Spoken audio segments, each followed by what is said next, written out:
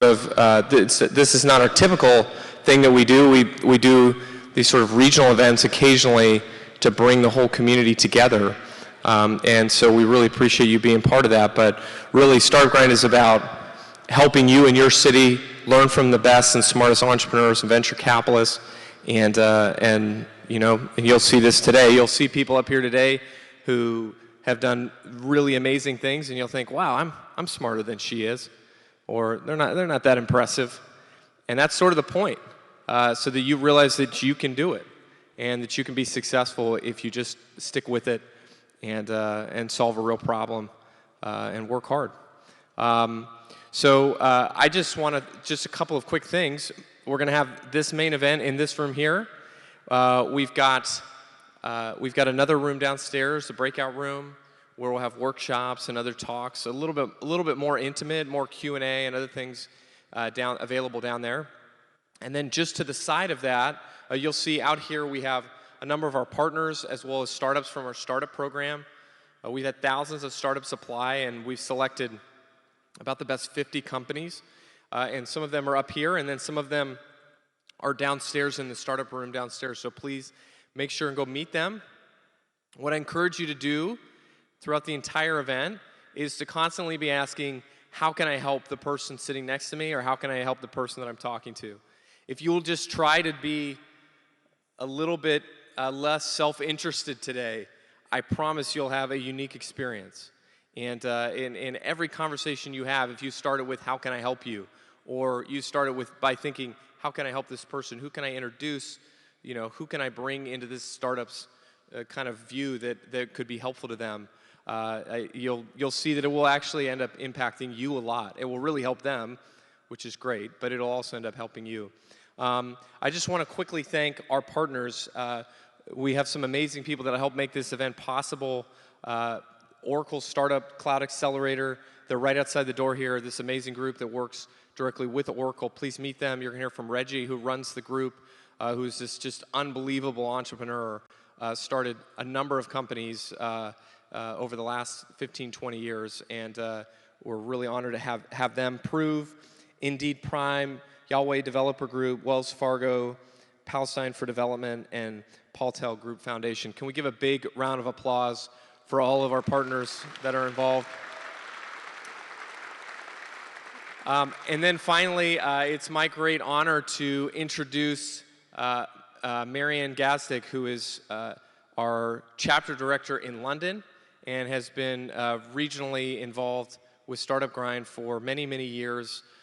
When I first met him, I immediately knew from the first conversation that this was a very special person, and really this event is a culmination of work by dozens and dozens of people, but is really the brainchild of Marianne, and very grateful to know him and to have him in our organization. So let's give a big Startup Grind welcome for Marianne Gazdick. Let's hear it. Come on, get loud.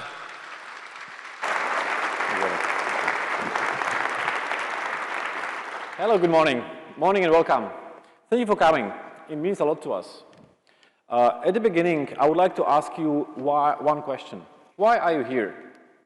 Seriously, why did you come? You probably came because you want to be better at entrepreneurship. The question is, we all want to be like this guy, but can we? Can we learn to be better entrepreneurs? Is there a gym out there for entrepreneurs to turn them into superstars?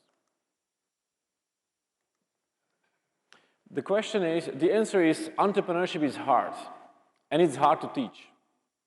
What we can do is learn from those who've made it and who's learned the hard way. Let's see what people who have made it and we appreciate and admire say about entrepreneurship and how hard it is. People who've been in the entrepreneurship business for decades who say about you that you don't know what you don't know. Well, that's true. But the critics say you can't do this. Your answer to that is with others. He's done in partnership with NASA, which is getting SpaceX technical advice and a contract worth up to $1.6 billion, mostly for 12 cargo flights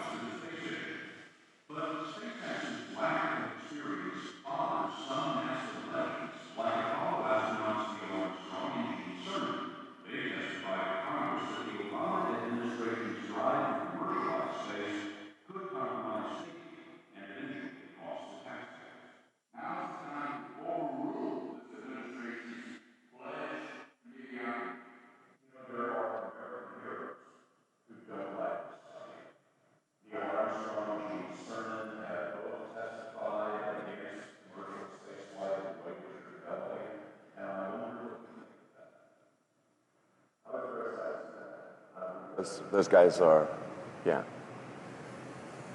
You know, those guys are heroes of mine, so it's really tough. You know, I wish they would come and visit and see the hardware that we're doing here. And I think that would change their mind. They inspired you to do this, didn't they? Yes. And to see them casting stones in your direction. It's difficult. Did you expect them to cheer you on? So they're hoping they would. What are you trying to prove to them? What I'm trying to do is to make a significant difference in spaceflight and help make spaceflight accessible to almost anyone. And I would hope for as much support in that direction as we can receive. So what you see here is somebody who we know as a successful entrepreneur, who's got it all. What we don't see is this side of entrepreneurship. Sometimes it's hard, it's frustrating, and you feel alone. We came here today to learn from those who've been there and have the scars to prove it and to learn from them. Now, this is why we started Startup Grind. We want to help entrepreneurs all around the world. And it started in 2010 in a very small room. It grew, and today we are 1 million people strong all around the world. Not just in London and Silicon Valley. We are based in 275 cities in 100 countries. We started in London in a very small meetup, and it was bad. And I felt really bad about organizing it. I thought about quitting, but then after the first one, I was in need of a big hug. But I reconsidered, and then we asked for feedback. So I called every single attendee of the first meetup to ask for feedback. How can we make it better? It was hard to hear, but it was useful. And the second meetup was a bit better. And then I had a call with Derek, like he said earlier. And when he explained the values of Startup Grind, that was it. I was in. Give first, make friends, and help others. Our first meetup under the brand of Startup Grind happened at Google Campus. And it was a standing room only. I was ready to let the dogs out. It was something which I felt is going to be a big party, and we need to get ready for it. Of course, we didn't aim for somebody super big like Mark Zuckerberg. We thought we just start somewhere simple with somebody like Richard Branson. After many no's, and I mean many no's, we met a Virgin team. They were nice and sweet. It just didn't happen. Then we decided to do that. We felt the feelings which Elon Musk was talking about. It's hard. You know, failure is hard. And you have to persevere. So what we did is we wanted to learn from our failures. And if we look at Elon Musk, PayPal, which he started, was voted in the top 10 of worst ideas of 1999. He was ousted from PayPal while he was on honeymoon as a CEO. His first 3 explosions of SpaceX almost bankrupted the whole company. And then this is how we dealt with it. You had that third failure in a row. Did you think, I need to pack this in? Never. Why not? I don't ever give up. I mean, I'd have to be dead or completely incapacitated. That's it. So he just doesn't give up. And by not giving up and persevering, he went somewhere. And today, you know, Tesla is more valuable than most cars, apart from two brands. Now, what we did with Mr. Branson, we would love to have him. It was still a no, so we just set a date last year. And we asked a bunch of people to come and speak. Some of them said no, some of them said yes. One of them was Eric Schmidt, ex-CEO of Google and chairman of its parent company, Alphabet. And so did about a dozen of CEOs of billion-dollar-plus companies. Companies like Skype, BlaBlaCar, Deliveroo, Eventbrite, and so on. What we've learned that it's important to stay focused on what matters.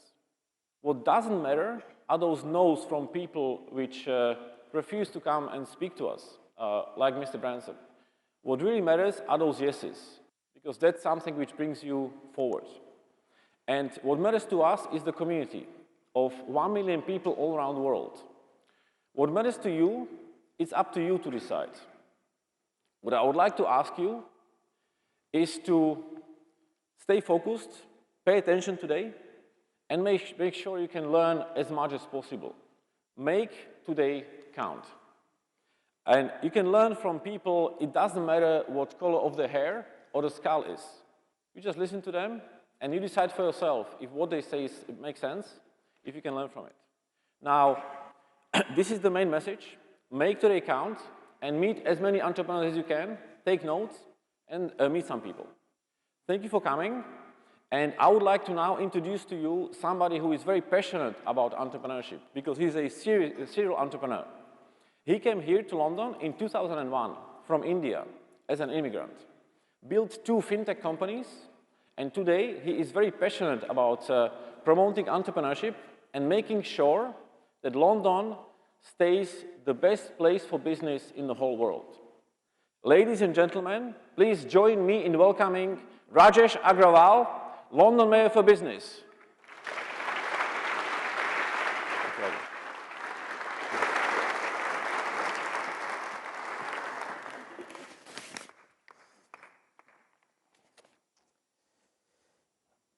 Good morning, everyone. First of all, thank you for the opportunity that you have given me to speak with you today, this morning. Firstly, I'm sure some of you might be aware, but there has been a major fire incident in West London late in the night.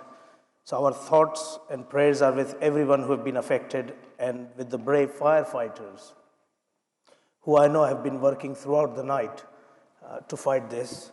And I know that the mayor has been in regular contact with the emergency services. So I hope that, our thoughts and prayers are with them, and it's going to be fine.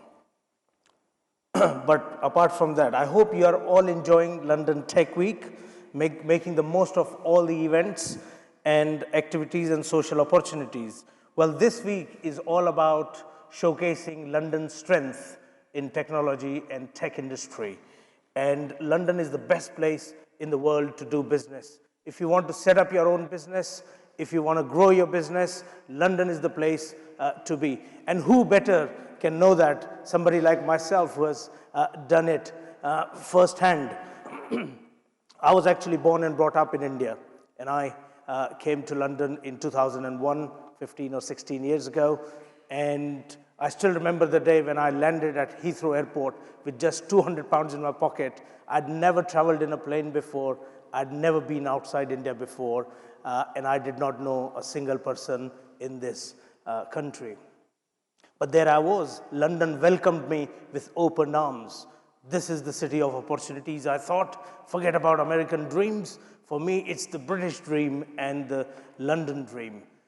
3 years later, I set up my own business in Fintech. And frankly, this is long before it was called Fintech and before it was so cool. Set that up just with a laptop and build the business from there. But a lot has changed in the last 12 years. London has got some core strengths. And with the use of technology, we are building on those strengths. So if you look at our financial sector, the banking and financial sector in London is phenomenal. We've got more banks than any other city in the world. In fact, there are more American banks in London than there are in New York. We've got more number of insurance companies than any other city in the world. So if you combine our financial services with technology, we've got a phenomenal fintech industry. And as everybody knows, London is the fintech capital of the world. But then you take our great education sector, because we've got a very thriving education sector. We've got 50 universities, which is more than any other city in the world, and 4 of which feature among top 30 universities in the world. And I'm not even including Oxford and Cambridge, which is only 50 miles away from London. You combine that with technology, you've got a great education technology sector. And our life sciences sector, which keeps growing year on year, greatest scientific discoveries and inventions. Almost 25% of the top 100 prescription drugs were actually invented in the UK, most of them in London. So London has got some of these core strengths, and we are going through this technological revolution, and we've got a very thriving tech sector now, which is worth about $44 billion a year, over 40,000 businesses. A lot of them have actually come about in the last 6 years, and we are giving it as much as possible to make sure that it works for all the entrepreneurs, because this is the way to grow the economy. We know that startup is hard, very hard, but to scale up business is even harder. And we know that while startups are great at innovating, scaling up is a big challenge. And large corporates, on the other hand, they've got the scale, but they struggle to innovate. So if we can combine startups with large corporates, which is what is happening a lot these days in London, I think great things can be achieved. Some people question about London's position after Brexit, but let me assure you that London will continue to be the best place in the world to do business. Because London's success is built on the foundations that has taken decades and centuries to build. And amongst other things, if somebody were to ask me what are the 3 top things that make London such a successful city, I'll say it's talent, talent, and talent. The 3 most phenomenal things. 40% of London's population was born outside of the UK. If you look at the tech sector itself, about 53% of all the workers in our tech industry hold foreign passport. So London's success will continue as it remains open. Open for business, open for ideas, open for investment, and open for talent. And we must continue to build on those skills. Now, apart from attracting the talent from around the world, also our talent here, which is already here through the universities and the skill system. So the Mayor of London is now investing in digital talent program. This digital talent program, we have put aside £7 million, which will particularly focus on young people from disadvantaged communities and BAME ethnic minority groups. Because it's very important. I believe that some of the biggest challenges that we face in the world today can be solved with the help of technology. Because technology is a great equalizer. A bunch of bright people, just with a laptop from their garage, can actually challenge and are challenging the biggest institutions around the world. They are disrupting several industries, but we got to make sure that whilst all this disruption is happening, nobody feels left out and nobody is left behind. And that's why it's very important to upskill people, because I believe that technology, when it disrupts, it destroys a lot of jobs, but it creates a lot of opportunities and creates a lot of new jobs. So it's very important for the workforce to be upskilled in that way. But look, London will continue to remain open. It has been open for centuries. And now, more than ever, we need this innovation to solve some of the challenges. And for that, London is ready to work with our partners, other cities from all over the world. So we've been talking to our European cities, because I always believe that I'm not just a proud British Indian, a proud Londoner, but a proud European too. And you know what? Entrepreneurs see no political boundaries. Political boundaries are for politicians. For us in the digital world, for entrepreneurs, there are no boundaries. We want as much freedom as possible for providing our services throughout. So we are ready to work with our European cities, and we've been talking to other cities around the world as well. Because it's about sharing, it's about growing together. It's not a zero-sum game. It's not competition, it's collaboration. And when we work together, we can solve some of the greatest challenges that we face as the planet today. Whether it's in environment, whether it's in the poverty around the world, technology can help people. And for that, we need to work together. We need to foster as much innovation as possible. So look, this is London Tech Week, the biggest festival of technology in Europe. So I do hope you enjoy this, make the most of it, network, mingle, make connections, do business, learn from each other, because this is what London Tech Week is all about. And I want to thank you all, and those who are not from London, those who are, especially the ones who are traveling from Europe, a big welcome to all of you. You are very, very welcome in London. And the three most important words I want to leave you with is London is open. Thank you very much.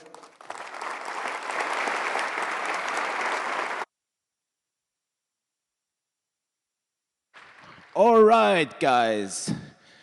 Fantastic to see you all. My name is Jonas. I'm the regional director of Startup Grind in Nordics and also the director of Startup Grind in Stockholm. And I have the honor to introduce to you guys the first fireside chat. And this to me is just fantastic to have you all guys here. It's fantastic to do this introduction because this is the type of conversation that I really love about Startup Grind. It's where we talk about things, we go behind the scenes, we talk about how it really is. And I hope this inspires you to have fantastic conversations with each other based on the topics that are discussed here on the stage today. The speaker that I'm introducing is interviewed by the news editor of TechCrunch, and she's been with TechCrunch since 2012. She's heavily interested in technology around mobile, digital media, advertising, and of course fintech. Because today we're talking about the breaking of the banks and the revolution of the fintech sector. And she's interviewing actually the first employee of Skype, where he was the director of strategy until 2008. And he's now founded a company where I'm actually going to quote a tweet of his that he sent out a while back, which really resonated to me and to how this startup world works. And it's a company that it's founded by immigrants. It is built by immigrants, and it's used by immigrants. And I want you guys to give one of these Startup Grind welcomes. Do you know what a rockstar welcome is? A rockstar welcome is when you greet someone, it's your biggest hero, it's the one you've always wanted to see, the one you've always wanted to meet. So you get up out of your seats, you scream and shout, and you go bananas. So you want to give me a rockstar welcome for Ingrid London and Tavet Hinrikus.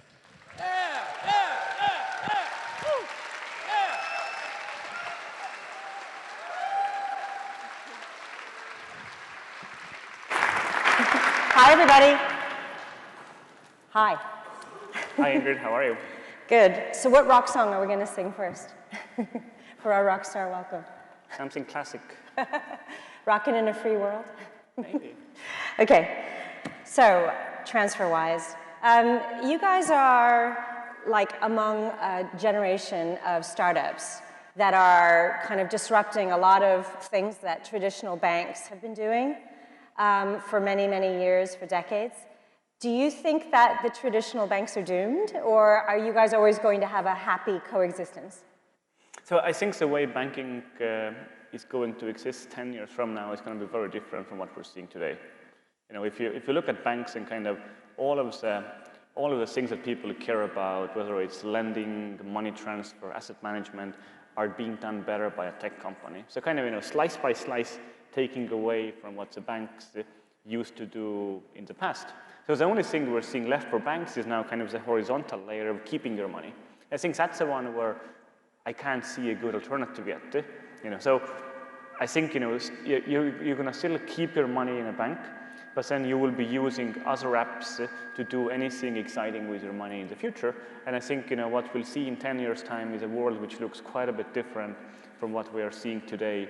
But at the same time, it's hard for tech companies to build that kind of consumer trust that banks have. So, you know, I think what you can see more and more also is different fintech companies who are partnering with banks and going to market through the banks versus building their own brands like we've done at TransferWise. Okay, so what are you guys doing? Are you doing any of that partnering or no?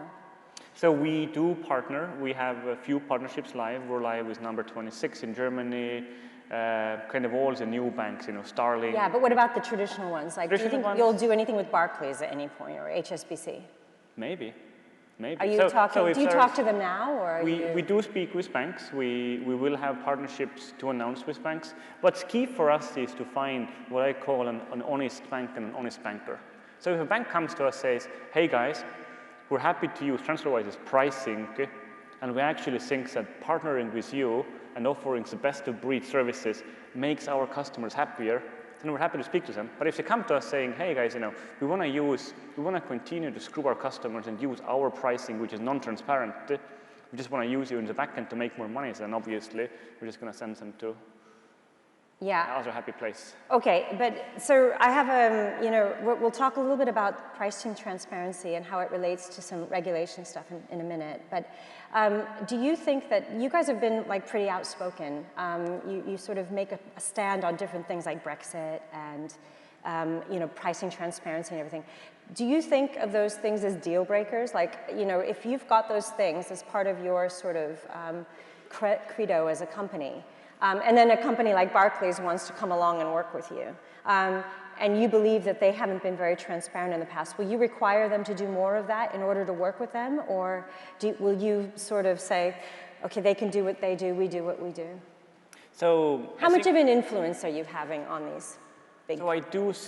So I think overall transparency, I think of as a kind of a mega trend. You know, we're seeing transparency go up anywhere around the world, and consumers are absolutely loving this, and I think this is continuing to be this way, not only in financial service, but everywhere. So transparency, I think, as a mega trend will continue to be much more important. But we also need to be realistic. So if we were to work with one of the existing big incumbents in money transfer, the condition of working with them can be transparency. But I think we're kidding ourselves if we think that then we can force them to be also transparent in mortgages. But if we were to work with an incumbent bank, then in our area, transparency will be the price they need to pay. Right. So you wouldn't work with them if they weren't more transparent. Yes. That's interesting. Okay. You guys are doing things with like Facebook. You've launched a bot in Messenger to do money transfers within there. Are you looking to do more of that with other kinds of companies, or is that just a sort of one-off experiment? Or so I think where do you see fintech fitting into those large tech companies? So I think bots and all new platforms. I think it's something which we will see much more in the future, and we look at it as a way to try them out and to play with them, just to get experience ourselves. Are you gonna be at home telling, "Hey Alexa, can you send money to mom?" Actually, it doesn't seem that impossible. Is it happening today? Not quite. So I think but it's important for every company to be part of the new platform that are coming up and to learn and to try things. And most of these experiments will fail, but that's how you kind of stumble upon things which will work in the future. Mm-hmm. Are you doing something with Alexa now? Hey Alexa, are we doing something? Alexa can't comment. Are you? No comment. So you're working on something? Nothing to share. Nothing to share. No, we're not. I'll be honest. No, we're not working on it. But I think we should. I mean, again, I think we should be trying out. Maybe people on Alexa are different than people on the Facebook Messenger. But okay. Because there's also like so many of these platforms. You kind of need to carefully think. Okay, we have a customer base of 1 million people whom we need to keep on making happy. We have a lot of things we need to do. So yeah.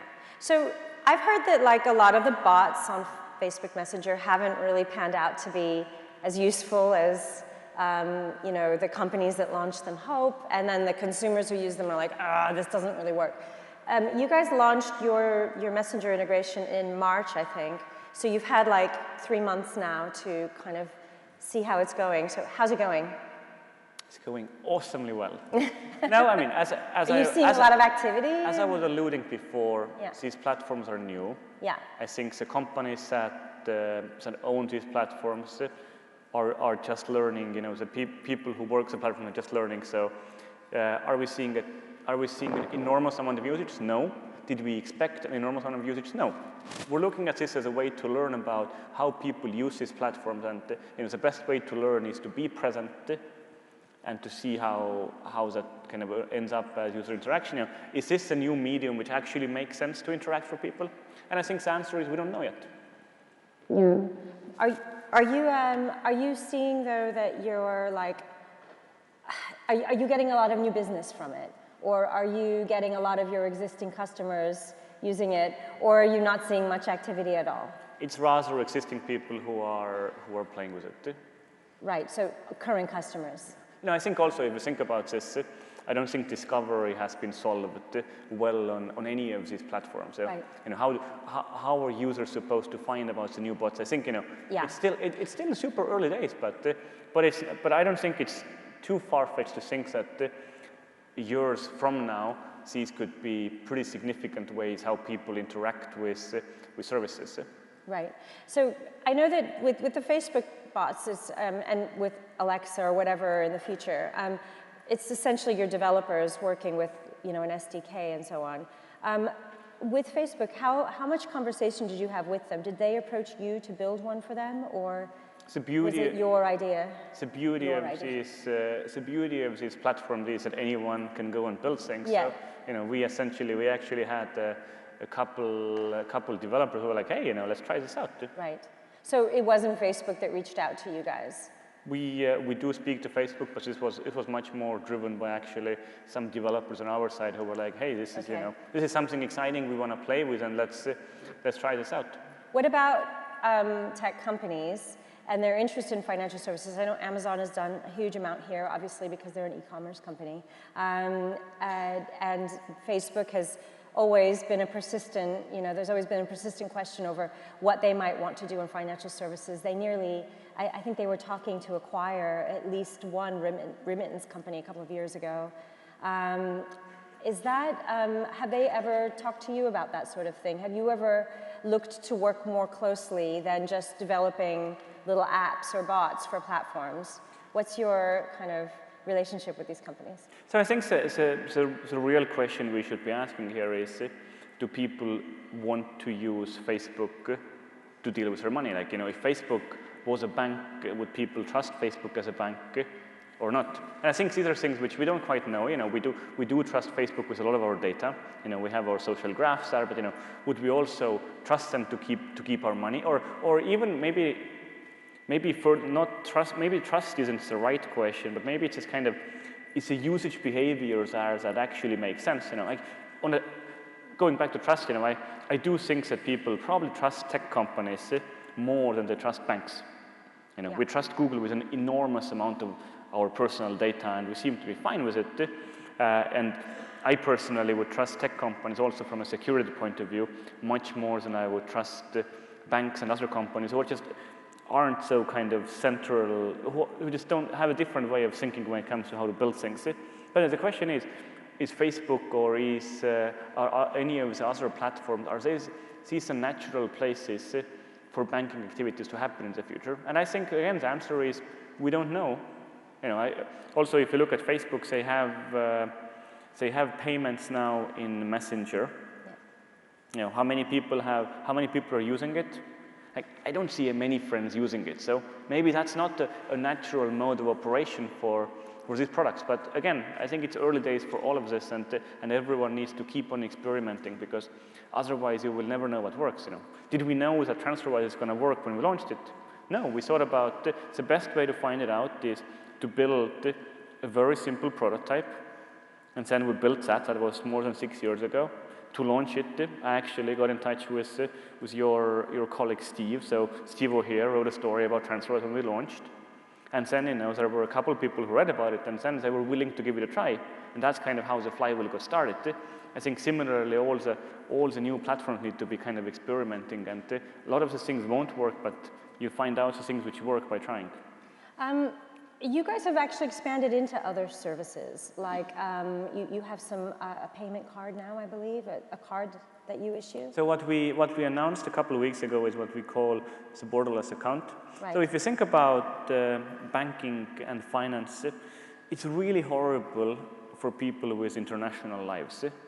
So you need to have multiple bank accounts and then moving money between them. It's such a pain in the backside.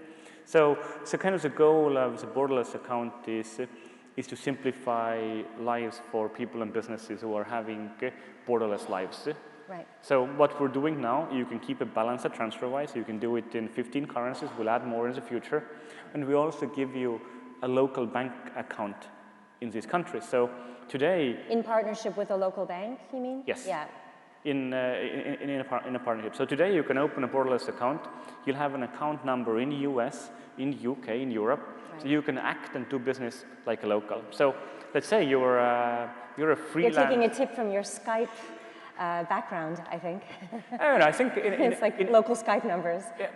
Yeah, like the Skype in numbers. Like, you know, in a way we are solving, I think it's a continuation of the same problem. You know, we're trying to make the world smaller. So, but now you can be a freelancer based in Sweden, and you can issue an invoice to a US customer, a German customer, a UK customer. You can print a local account number on it. I think that's pretty cool, and that's something which did not exist before. You know, you could get a multi-currency account with HSBC, but you know you have to be the top 1% customer, and the amount of money you're paying to HSBC if you're a top 1% customer is pretty high. And by the way, they don't tell you how much they charge you with all of the things. So a multi-currency account was not available for everyone, and besides just a multi-currency account, it's about having the local account number. So we think it's something great, but again, you know, we built it together with our customers because we saw that we can solve more of their pain points. Yep. We've launched it now and we're learning. You know, I think there are many ways this can go in the long term, but today we're learning. It's just kind of we see it as an extension. What we're doing, you know, besides just helping you with international transfers, we now help you with a few more use cases around it.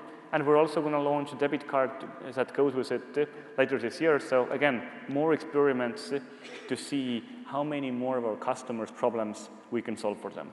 Do you think that you could potentially replace banks?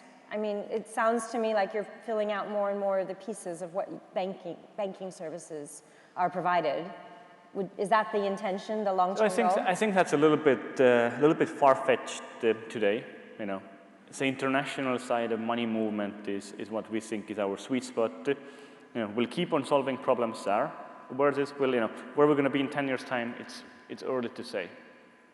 But I mean, it makes sense that if you'll issue a debit card, that will become a payment card eventually, and that will mean that you're kind of doing an end-to-end. It's about receiving the money, collecting the money, and spending the money.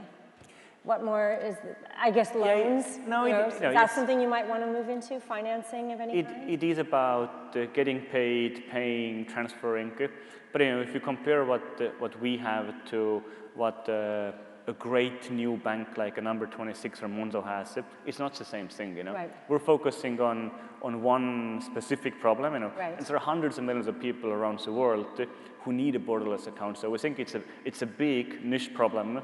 You know, versus trying to replace the local bank it's a different problem, needs a different solution. So that's not what we believe makes sense for us to do. Okay. What about the other question of what that kind of implies is, do you think that there's longer term a role for companies in the financial world? You know, maybe propagated by startups who are doing separate aspects of what happens in the financial world, you know, in the financial markets. So today a bank kind of does everything. In the future, will we see more of a fragmented kind of value chain? Or do you think that the fact that you do this thing and you do it well and you want to do more to improve the transfer aspect, but you don't want to move into, let's say, financing, do you think that begs the question that one day you may have to consolidate with companies that do? Or can you build a sustainable business doing just what you do? We have a fantastic sustainable business where we are. You're profitable, where we are today. We're profitable as of this year. So you know, we think we've proven out that you can take one vertical slice and you can build a big business and a financially successful business. And we're still at the very beginning. Will be 10 times bigger a few years from now. But I do think there is a big unbundling trend happening. As we're an example of that. You think of kind of other. You think about Funding Circle. All the companies in lending. You look at different companies offering credit products and so on. So there is a huge unbundling happening, and the only thing that still makes sense for a bank is keeping your money, and that has to do with regulation and deposit insurance. So I think we'll see unbundling continuing, but we're also going to start seeing rebundling, like the way we work with new and incumbent banks. There's going to be rebundling, and where are we going to end up in that spectrum? Like 10 years from now, am I going to have 12 apps on my phone to work with for managing my money? Probably not 12, but maybe 3 to 5. Right. I have an equivalent of a current account. I'll probably have a couple other apps for maybe the other aspects of finance which are more closer to my heart. We're looking today, there are companies who are taking the mortgage process away from banks and doing that much better. Yeah. Is a mortgage application something you want to have on your phone? You don't need it every day, but but does it make sense to work with an outside mortgage specialist, which by the way will be an app on your phone when you need to have a mortgage? Probably yes. So yeah, I mean that's where social finance, as SoFi, is looking. So they want to do more in mortgages. They're already a loans company, and their idea is you don't need a separate mortgage application, but you may have an app that you're using to handle your other loans. So that's an obvious place. I guess that's a sort of adjacent expansion that you see. I think it makes great sense, and I think similarly, like for SoFi, and I'm not familiar with them, but it seems to me that for them the sweet spot is everything related to credit. Yeah. So you first go to SoFi as a student to refi your student loan. They'll give you a good deal on it. They will get to know you through that. So a couple years later, when you're ready for a mortgage, they will give you a mortgage. So you will have an app which is called lending or credit, and they will do all of that. And then next to it, you'll have an app for managing your international money, which is TransferWise, and then you'll have an app. Maybe it's called Wells Fargo, maybe it's called one of the challenger banks. Yeah. So you end up with 3 apps. Okay, we have a minute. I just want to ask you one other last question. You invest in a lot of startups yourself. What do you see as the opportunities right now in fintech? Because it's like a pretty crowded area now. So what's left to disrupt? So if I were to vote with my money, then the biggest opportunity I see is continuing to build TransferWise. That's where I spend 110% of my time. Yeah. What are other opportunities? It's very hard to take a piece of paper and draw a list and say this is the thing you should do. They all start with solving a specific customer problem, doing it in a way which is 10 times better, and looking at a problem which is sufficiently big enough that it makes sense to dedicate the next 7 years of your life trying to solve it. So it's I don't have a list to give you, but I think there are still many things that are yet to be figured out in finance. Why do still most people use a bank for all of their activities? So I think we're at the very, very beginning, and I think a tipping point where people will start flocking to the new breed of finances is just ahead of us. Do you think cryptocurrency is going to play a big role in the mainstream world? In the mainstream? I don't know how many people do things with cryptocurrency now, but in the tech world it feels like it's very buzzy. But yeah, but I've yet mainstream market. I've yet to see a practical application for a cryptocurrency. Like as in, yeah. Can I go and buy coffee with a cryptocurrency better than I can do with cash or contactless? Yeah. No. So I think that's a question for cryptocurrencies. Like yeah. there is a lot of exciting stuff about it, but the practical applications for everyday people is what's going to drive mass adoption. Still too thin, yeah, I agree. Anyway, thank you so much. Thanks, everybody. Thank you, Ingrid.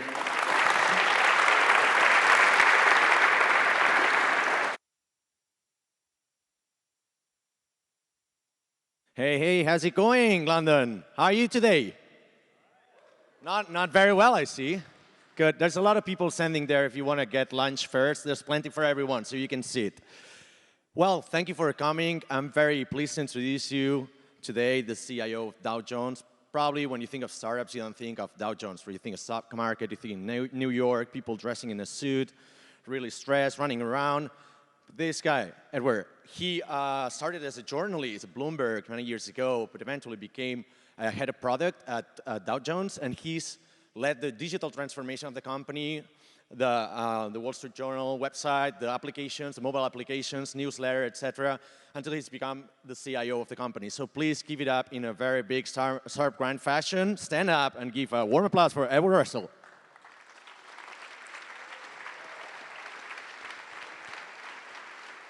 Hold on.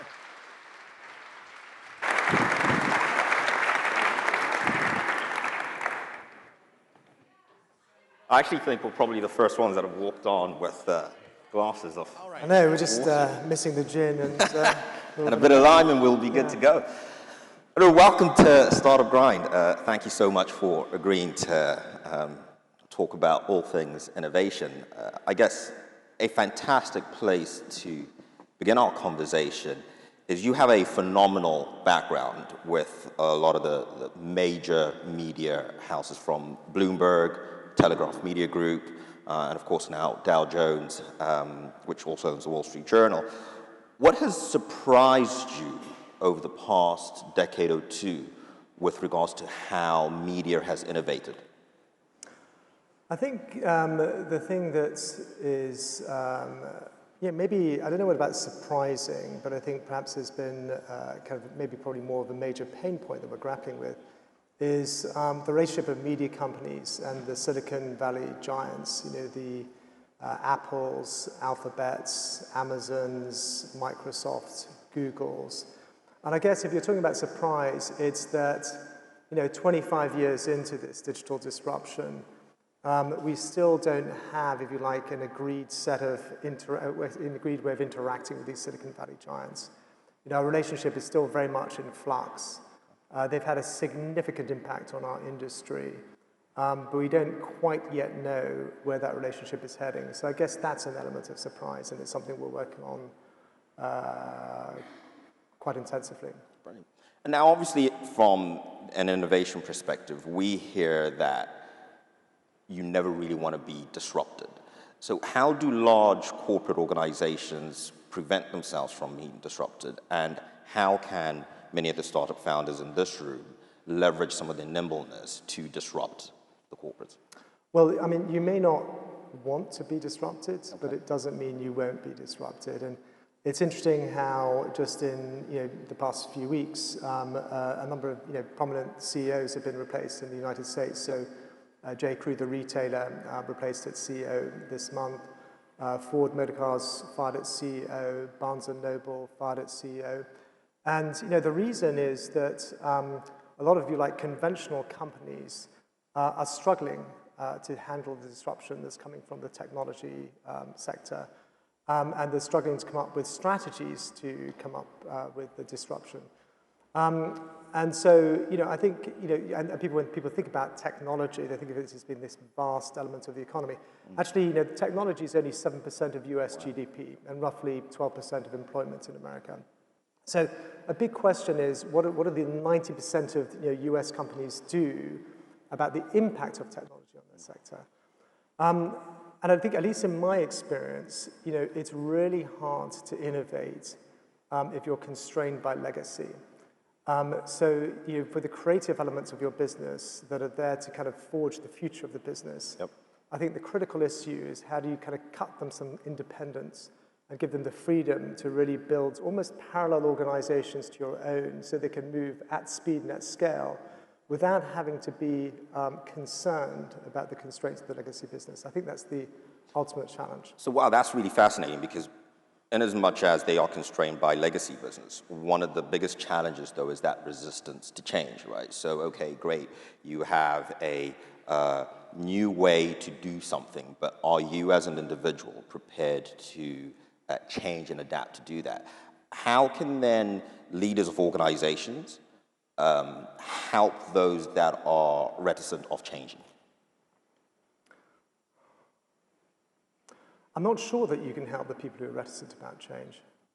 I think the best way to do that is to focus on the people who are embracing change. So I think if you're the CEO of a large organization, you want to focus not on category A, who are reticent about change, but category B, the ones who are advocates of change and who are prepared to put in the hard work to learn about where the industry is heading, to understand technology, to understand what the future might hold, and really focus your energies there.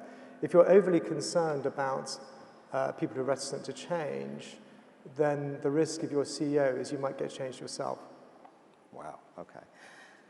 Now, moving forward to this space of clearly your role as Chief Innovation Officer, what trends do you see happening over the next 5 to 10 years? Because with the speed that technology changes, it's near nigh impossible to say 20 years from now where we'll be. So almost kind of taking that short to medium term view, 5 to 10 years. How do you see the technology environment changing and what innovations do you see? Well, I mean, I see it very much through the prism of media. So that's, if you like, my constraints. Yep. But I think the smartphone is here to stay. So the smartphone will be the device that we all need to focus on for the next 3 to 5 years. However, the smartphone is going to change radically. And I'm sort of seeing 3 clusters of technology that are particularly significant.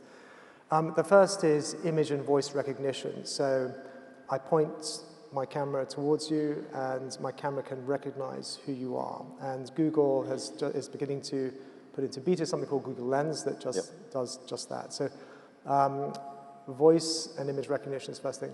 At the back end, artificial intelligence, meaning very powerful computers that are able to sift vast databases and return results in real time. And then the third kind of cluster of technology is virtual reality and augmented reality. So if you put those 3 clusters of technology together, then what the smartphone becomes over a sort of 2 to 4 year period is something that's radically different to the smartphones that we have now. In other words, extraordinarily powerful computers that can return results either through voice, through images, have access to these vast databases, and have these extremely powerful and immersive experiences. And I say that for good and for bad. There'll be negatives to that technology as well as positives. What are some of the negatives? But it's coming really fast. And you look at the iPhone 8 that'll be released later this year, it'll have augmented reality embedded into it. The Google Pixel phone, it's already, that technology is already there. So if you look at what the big technology giants in Silicon Valley are doing is they're developing these softwares, and then they're figuring out how to shoehorn them into the smartphone. Hence, the smartphone's here to stay, but it's going to become these extraordinarily powerful computers. You touched on some of the negatives that could arise as a result of that. What are some of them? I think, Finn, you've got kids. I think we don't really know yet what the impact is on children on having access to this type of computing software. And a lot of parents don't understand the power of this software themselves. Very true. So I think that's an unknown question, is what are the new set of rules that we need to create so that when children, but adults to a less extent, but certainly children get access to these computers, it doesn't become the equivalent of some sort of form of kind of crack cocaine for kids, where it's very addictive, it burns up all their time and attention, and the rest of their lives, their social lives, and their studying suffers. Yep. I'm not saying that that's going to be a broad threat, but for some children that's going to be a risk. And I don't think bluntly we have a set of rules in place at this moment that mitigate against that risk. Wow, incredible. And so how can us as parents and the use case of adapting to that ensure that we stay ahead of the curve and staying up to date with some of these technologies? Especially from the media perspective, because we were having a great chat backstage where we were saying how our kids tend to watch a lot of their mainstream media on YouTube rather than watching it on Sky News or on Disney Channel or anything along those lines. I think what's interesting is that conventional marketeers do research about their customers and try to understand their customer behaviors. And then they develop products that they think the customers will want based on that behavioral analysis. What Silicon Valley does is it develops technology at speed, and it puts it out into the wild, and it lets other people figure out how best to use it. So with the technology that I've just described, I don't think we know yet how businesses and consumers are going to use them. I don't think the Silicon Valley companies know yet how they're going to use them. So I think probably, what the best way to respond to these technologies is to be highly experimental. That's certainly what we do. I'm running about 10 different experiments right now in the realm of, voice recognition, artificial intelligence, virtual reality, augmented reality, and trying to develop use cases and see whether they make sense or don't. And it's only when you roll up your sleeves and start working with the technology that, one, you demystify it. You find there's a whole bunch of things that technologies can't do. And two, then you can figure out what they can do and where they might actually be useful. So I think the key is to be highly experimental. Now that's great from a corporate with a lot of resources, but what can some of the founders do that perhaps do not have as much resources as larger corporates do to experiment as much as they possibly can and get whatever technology in the hands of the user? Some of these technologies are free. Facebook is developing some augmented reality technology. It hasn't yet gone live, but I've seen some demos of it. It looks very powerful. Not all of these technologies are expensive to experiment with. I think the key is actually, even if you're corporate, is to be spending very small amounts of money on experimentation, so that it doesn't become a big thing. It's about a learning exercise. So I'm not sure that capital is the constraint. I think time is a constraint. And one has to use one's own judgment about whether these particular technologies could be of value to your business or not. Yeah, brilliant. And if you had to take, if you were a betting man, let's say, and you pretty much had to take a gamble between augmented reality and AI, for example, which camp would you be in? I think I'd be betting on augmented reality over virtual reality. I think augmented reality ultimately is a more powerful form of technology, and the user cases are pretty much endless, and there's less friction in terms of putting clunky headsets on your head and so forth, and it's fairly easy to integrate into phones. So I'd definitely be making a bet on augmented reality, and I'm afraid to say and artificial intelligence. Okay. It's not an and or, because the two are going to be connected to some extent. But it's interesting if you look at the big showcase developer conferences that have just taken place in Silicon Valley. The number one issue for Facebook was augmented reality. The number one issue for Google was artificial intelligence. Yep. So you're already seeing these big Silicon Valley giants position themselves slightly differently around these technologies, even though they will all be competing across all the technologies I've described. Okay.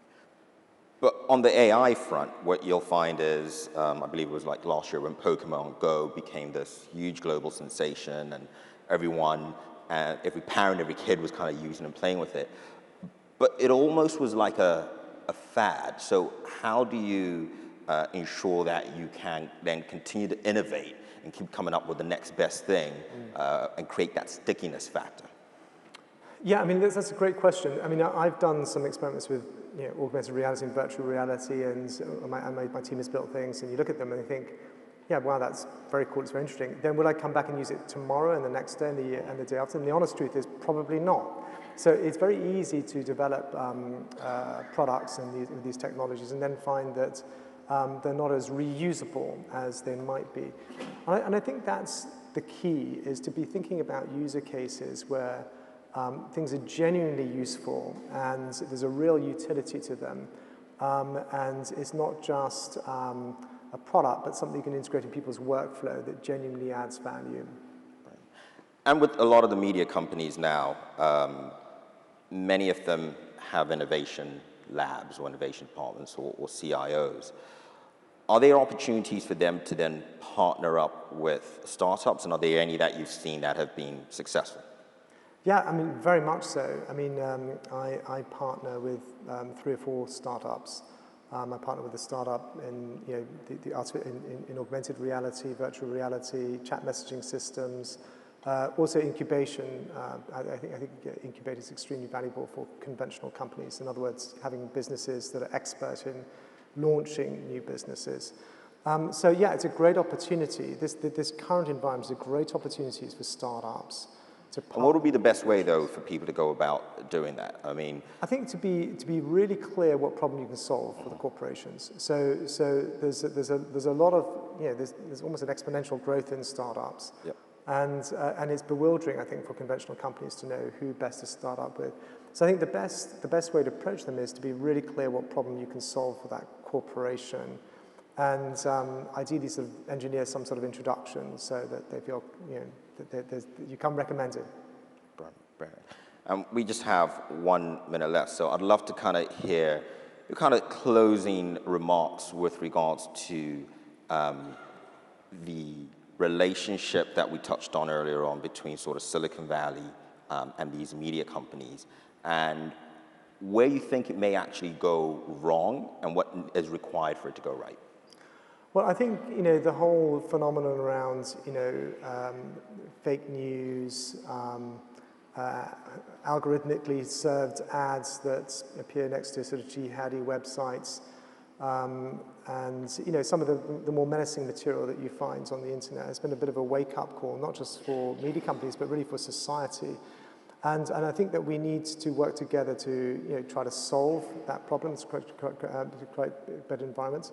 But I also think that, you know, we need to understand that there's significant differences between traditional media, which is really focused on sort of high-end content, or the best of traditional media is focused on high-end content, and you know, the social media. And you know, look at ways in which we can cooperate together, particularly in areas like technology, where there's real added value. And then also understand that, you know, media companies cannot be dependent on Silicon Valley to solve their own business model problems. But I think the key area and the key points of exciting areas, I think, are really around technology. We need to leverage those technologies to improve our products. Fantastic. And there we have it, ladies and gentlemen. Use technology to leverage our products. Okay.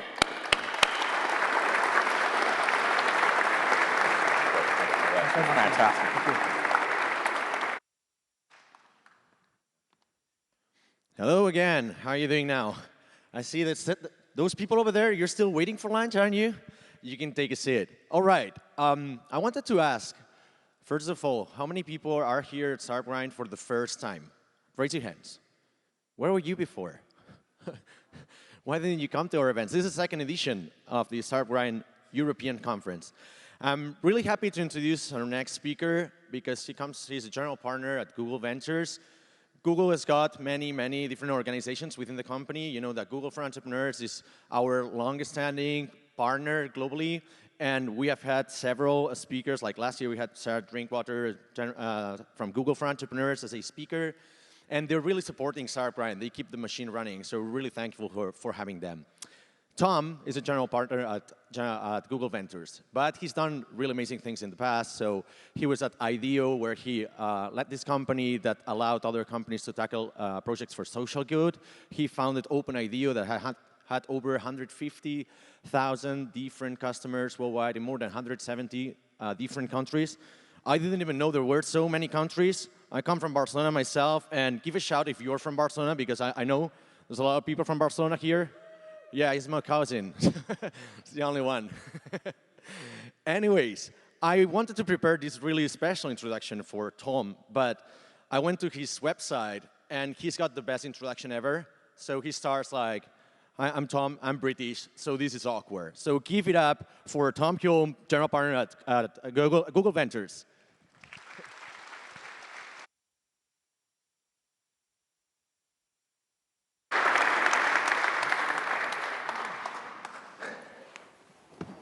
Well, welcome. Thanks. Good to be here. Where are you from? I'm actually from London, but because of my general scruffy appearance, I get mistaken for Californian or Australian all the time. So yeah. Yeah. You could. Do you have that accent in you? Can you pull it? Can you speak American when you need to? And can you? I can give it a go. But I spent a long time in America, and one of the things I learned from that is an English accent gets you a long way in America still. Yeah. But America is littered with overachieving British people. Yeah. So I think it makes more sense to become more British there rather than less. Yeah, it's true. It is true, yeah. If you say something in British English in the States, you are considered brilliant. Yeah. Long may that continue. Yeah. wow, it's just so smart the way he says that. Okay, so let's start with IDEO. So for those that aren't familiar, tell us about IDEO's design framework and practice, and give us a little bit of background on that. Yeah, absolutely. So, and I'll sort of center it around startups and how startups can use it. So IDEO is an innovation consultancy. It started off doing product design kind of 20 years ago, was famous for doing things like the first mouse. And about 10 years ago, I joined them in order to build out business design and digital design here in Europe and then globally. And it taught me a heck of a lot, actually. It gave me a framework that I'd done a bit when I was building my own companies, but it gave me stuff that is beautifully obvious. A lot of it will rhyme with the lean startup, which you guys would be familiar with. So some of the lessons it taught me, and we can dig into any that you're interested in. One is make sure you spend time framing the right questions. Like when you guys are building businesses, it's too easy to jump to solution, which is important because you want to make progress, but actually stopping for a minute and saying, what problem are we trying to solve and how do we know if we have been successful is important. I think generally people underinvest in framing the question. The next thing is, it taught me the power of diverse teams. And again, you guys know that. You know, it's much easier to have teams co-located than distributed. But if they're distributed, how do you get diverse people to work together? Because if you're solving difficult problems, often you need diverse inputs. Probably a third thing it taught me is just prototype early. So, you know, I'm always terrified when I see entrepreneurs with 200-page business plans. Do you see that a lot? Rarely, but it's probably because I occasionally go on stage and say, do not send me that. They get weeded out very quickly. Yeah, I think so. And my worry is it just shows bad priorities. Yeah. Like the answer is usually outside the building, as Steve Blank says. Yeah. Get out there and learn, and then prototype stuff first. Do you see 50-page business plans? Like, do you see 25-page business plans? Like, I just, and maybe I'm too, like, in my own bubble in the startup world, but like, I don't know anybody that's written a business. I can't think of a startup entrepreneur that's written a business plan, and I don't even know when the last time I saw a business plan was. Yeah, Does it happen anymore? I think it does happen, and a place that it happens, which is a real sort of echo chamber of this thinking, is in business schools. Yeah, okay. So you've got, I mean, they still call the best business schools, Ivy League and also here in the UK, still have business plan competitions. Yeah. So that's sending a pretty clear signal about what they value. Yeah. But increasingly you see people disrupting that by ditching the business plan, having a live site, having real customers, and just proving whether what they're doing is valuable. So I'm super passionate about this thing that I want to do and this product I want to build, and I think, you know, this idea of jumping too easy to a solution. Can you talk about that? Like, what questions should I be asking? What hard questions should I be asking? How long should I be spending on that, like actually like evaluating whether it's something I should build or not? Like, talk about that. Yeah, no, it's good. So, you know, the other overarching theme, which most great businesses have, is customer empathy. I think customer empathy is probably the biggest leading indicator of whether any of us will be successful in what we do. Because if you're in a business where you don't actually love the customer, you're not going to listen to them, you're not going to work hard on answering their problems, you're not going to continuously improve. So I think the most important question is often, what value are we bringing? What is the customer need here, and how many people experience that need? And you can have some great businesses that have a very specific need that's very important to a small number of people, and they'll be willing to pay a lot. That's a valid business. Or you can have broader businesses that are more generally appealing. But I would say the most important question is, and I think the best pitch documents start with, an unmet need or a poorly met need and who it applies to. Yeah. I think too, like, it seems to me that, and anyone can criticize that need, anyone can question whether that's a real need or not, unless you actually have customers paying for that product, right? Like, I find that, like, if you, like, I can tell you, like, this is a big problem, whatever, but if I can say that I solved this problem for Google, or I solved this problem for WeWork, or I solved this problem for Atlassian, or some, like... I really agree. Like, it just, like, it sort of shuts down all doubt around your idea. Like, if you have those kinds of, and that's hard to get, like, those are hard things to get, but at what point do you think traction, especially today, like, how important is traction in the companies that you're looking at or that you're seeing, obviously as they grow, but even at the earliest stage, like at a seed stage, can I still have traction? Should I have traction? Yeah, no, it's good. There's a couple of sort of observations I have about the market. One is, when the market is a bit frothier, companies deliberately delay revenue. And actually, it's not a stupid thing for an entrepreneur to do. They kind of think to themselves, as soon as we have revenue, we're sending a signal of how much revenue we can earn.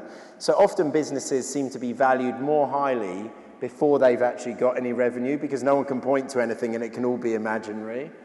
So that's an observation. I think that's wrong. I think actually revenue is a progression. And I think your point is more important, which is people value what they pay for, and people pay for what they value.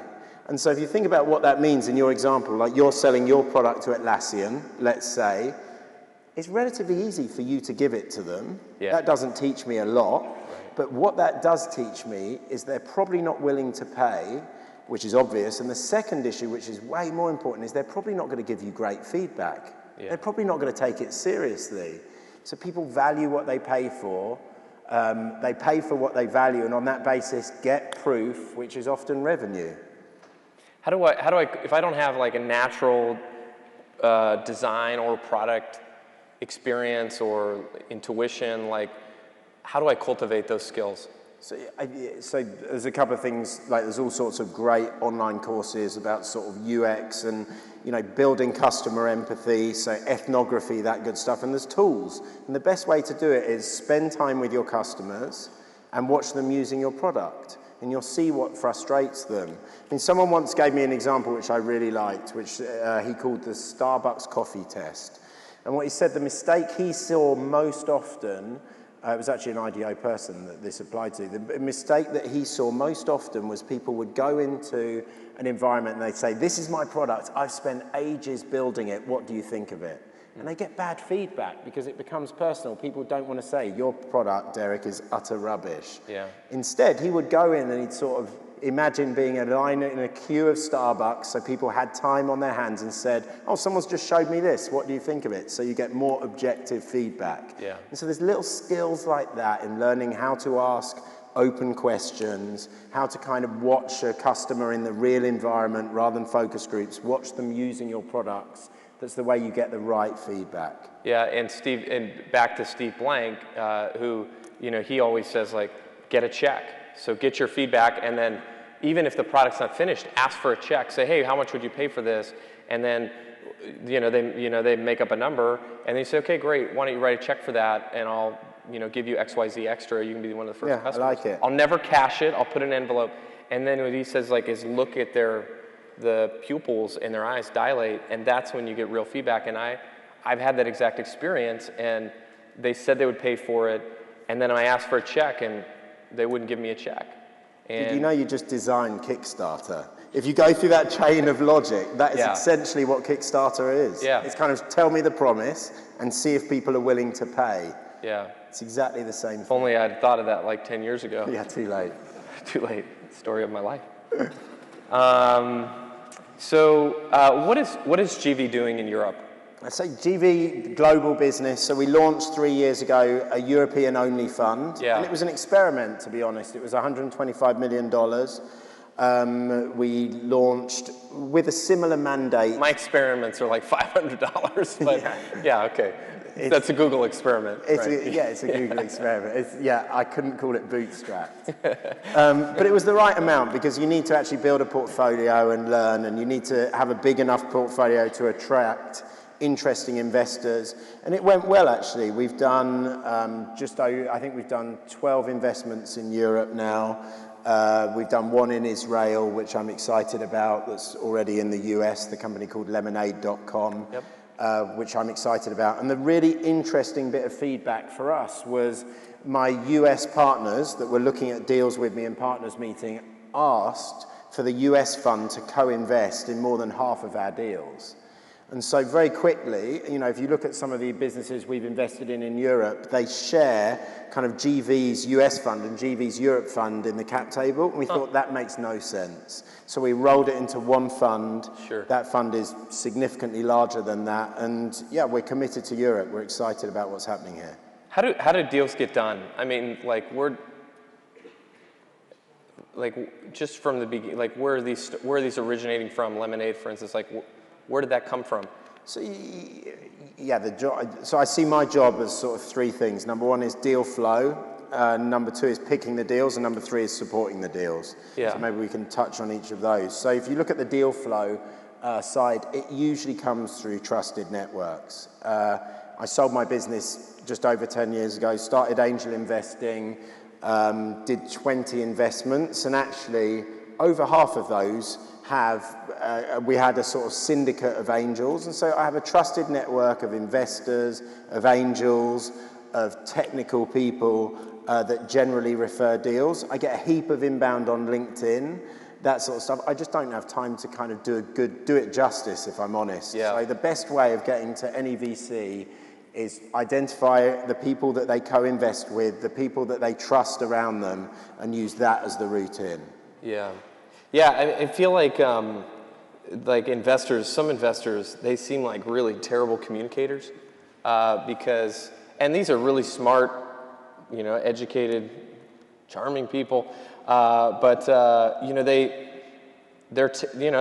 don't get back on email, they don't reply, they don't give you a no, you know. So I wonder, like, is that just the nature of what this is? Like, because sometimes I wonder, is this part of the process? Like, I want to see if you're tenacious enough to get through all my like ridiculously poor communication skills to actually like get me to invest. I'm not talking about you specifically. We've never emailed. So I don't know. You're probably great. We have. You email. didn't I have reply. No idea, but what? You didn't reply to my email. I'm joking. No. So like, yeah, look, what's it's up a good with that? question. It's a really good question. So I think the setting hurdles high is unbelievably generous to investors. As you were speaking, I kind of like the idea of me only having a fax number or something, just to make it really hard for people to get in touch, just to see who the most driven founders are. I don't think it's that. I think it's two different things. Number one is investors are busy, and if you catch an investor when they are selling a business or they're investing in a business, they can be deep in that process, and email goes to the side for a while, in my experience. So I think that's more likely. The second thing, which I think is we don't talk about enough in our ecosystem, is there's no incentive for investors just to say no, because they always want to have an option. So I think you guys, when you're fundraising, you have to be very careful not to overvalue or think there's too much when an investor comes back and says, oh, maybe we'd love to hear more in a month, or let us know who you end up signing as your lead, or what your term sheet looks like. Yeah. That's basically investors saying, I don't want to categorically say no. I want the option value to talk to you in the future. But I think entrepreneurs too often think that's a brilliant signal and think they're halfway to raising the round. Yeah, I don't want to marry you today, but I might in the future. I want an option. I want the option if all my other options fall through. And by the way, it's not you, it's me. Yeah, I heard, there's this analogy that I heard recently, and it was the founder of Whole Foods talking about venture capital. He had a really horrific experience with venture capital in the 70s and 80s, and but he said venture capitalists are like hitchhikers, and you pick them up and they come along for the ride, and they'll pay for your gas money, and as long as you take them where you want to go, they're awesome. But if you kind of get off course, like they'll slit your throat and throw you out. So I wonder, what does it take if you invest in me? What's it going to take for me to lose my job?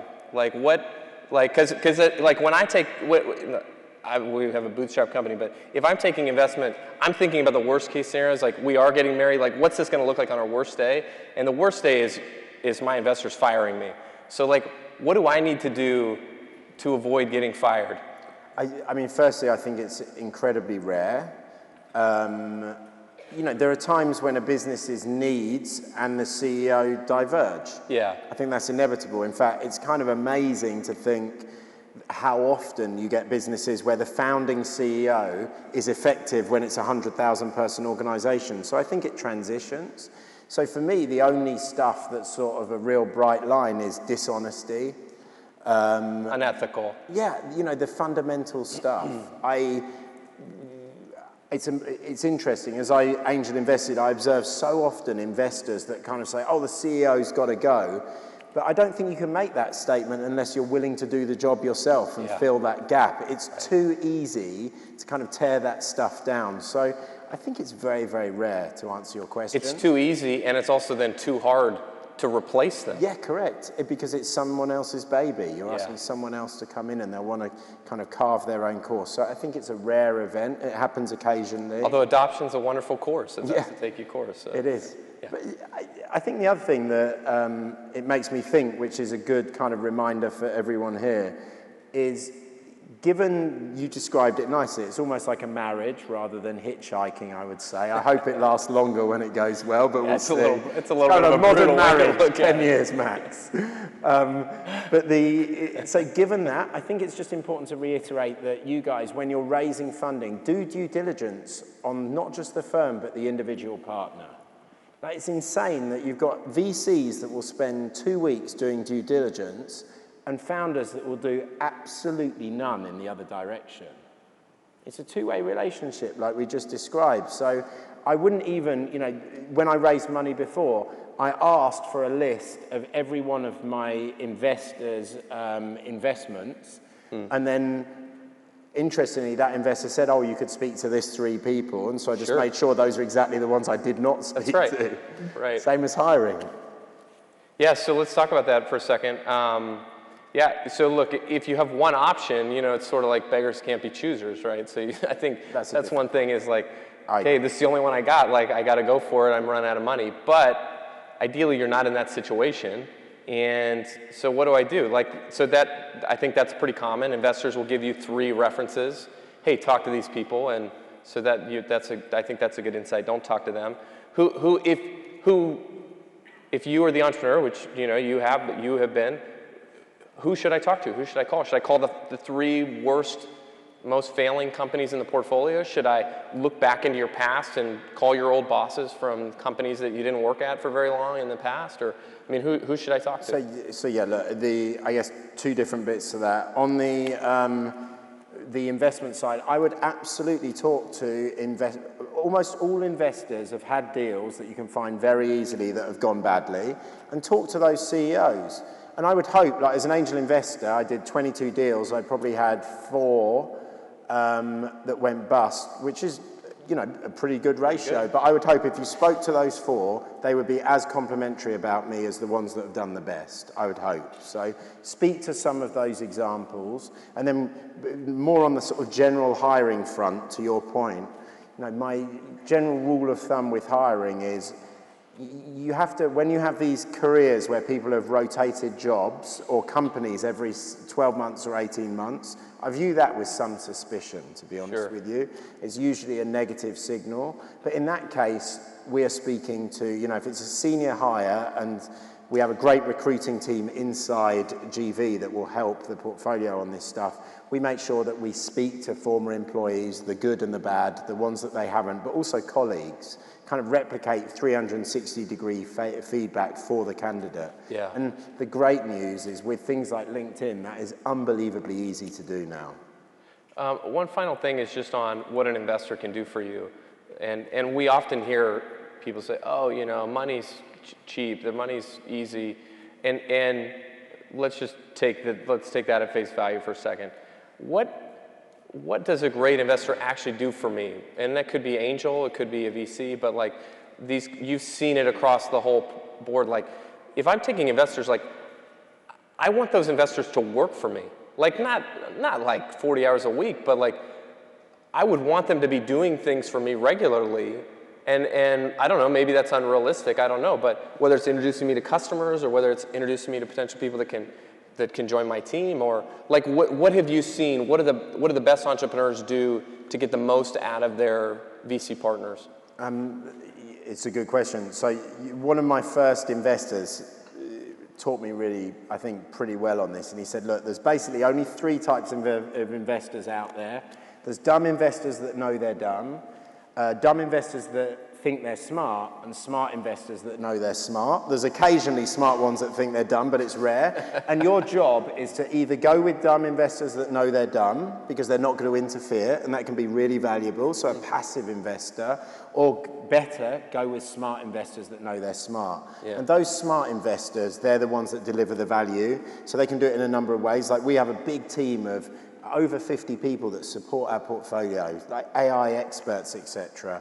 But I would hope, equally as importantly, I'm at the end of the phone or a coffee, I'll always find time for a coffee to talk through issues as and when it's needed. So I never push myself onto my portfolio companies. I just try and be there when they need it. And I need to keep a bit of oxygen, a bit of bandwidth to be able to do that. Yeah, and it's like, discuss that, figure that out up front, right? Because don't go in and then, you know, talk through, set those boundaries up front. Like, this is my expectation. I love that. Are you on the same page with that, I love that. or not? And again, if you've got one option, then you might be careful how you frame that conversation. Yeah. But even if you've only got one option, like, get that stuff on the table up front. It's a great when point. they're hungry for it. It's a social contract. Yeah. So think like when you're doing the deal, the investment deal, you're going to do the sort of legal contract, and that's binding and unbelievably important. But to your point, Derek, actually, I kind of think the social contract is more important. You should spend a bit of time talking that through. How are we going to work together? What does good look like? It's a good point. Let's give it up for Tom. Thank you very much for being here.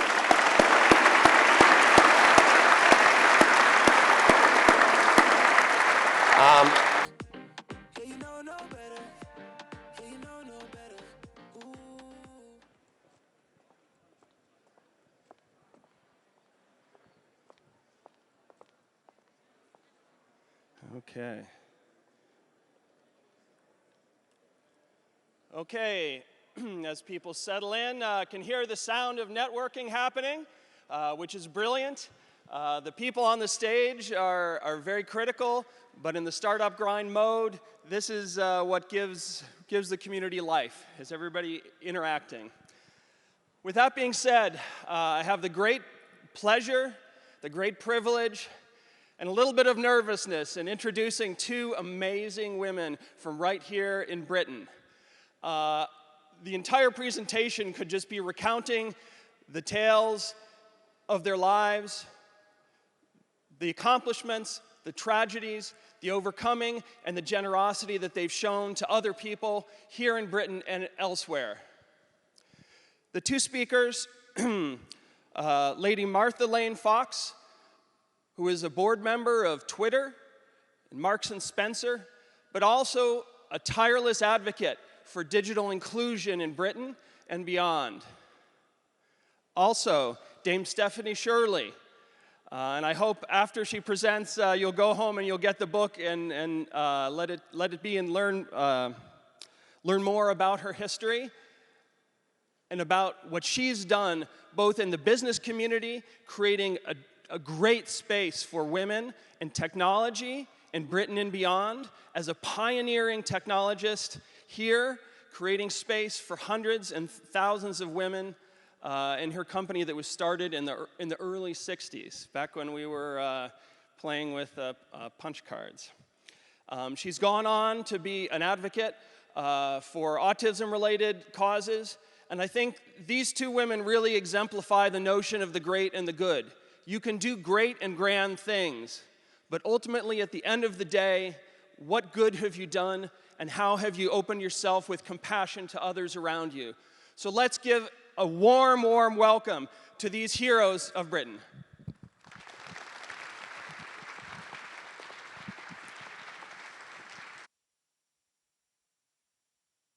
Thank you. Wow, lucky me, I get to be on stage with my heroine, and you get to hear her incredible story, facilitated by a wobbly baroness. I was lucky enough to first meet Stevie when I was just coming out of my .com adventures and beginning to do more work in the kind of things that she's done post her business. But I want to start, because you're all doing your incredible and interesting startups, by asking Stevie, why did you start your business? Well, everybody here wants to make their fortune, and I did eventually make a very small fortune, just 150 million. just to sort of keep going. But actually, I started as part of a crusade for women. Now, you know about that. And why did you think it was important to be on a crusade for women? I come across the sexism of the 1950s and 60s so much. I was sick and tired of being patronized, and I really felt that one wanted to show that women could carry out a vigorous professional career, which has given me so much pleasure over the years. And so my company was really a social business. I measured things not in terms of profit, but in terms of revenue and the number of people that we employed. And it was very much a woman's company, a company for women, a company of women, managed by women, with a sort of flexibility and lifestyle that suits a lot of women. And being selfish, it suited me.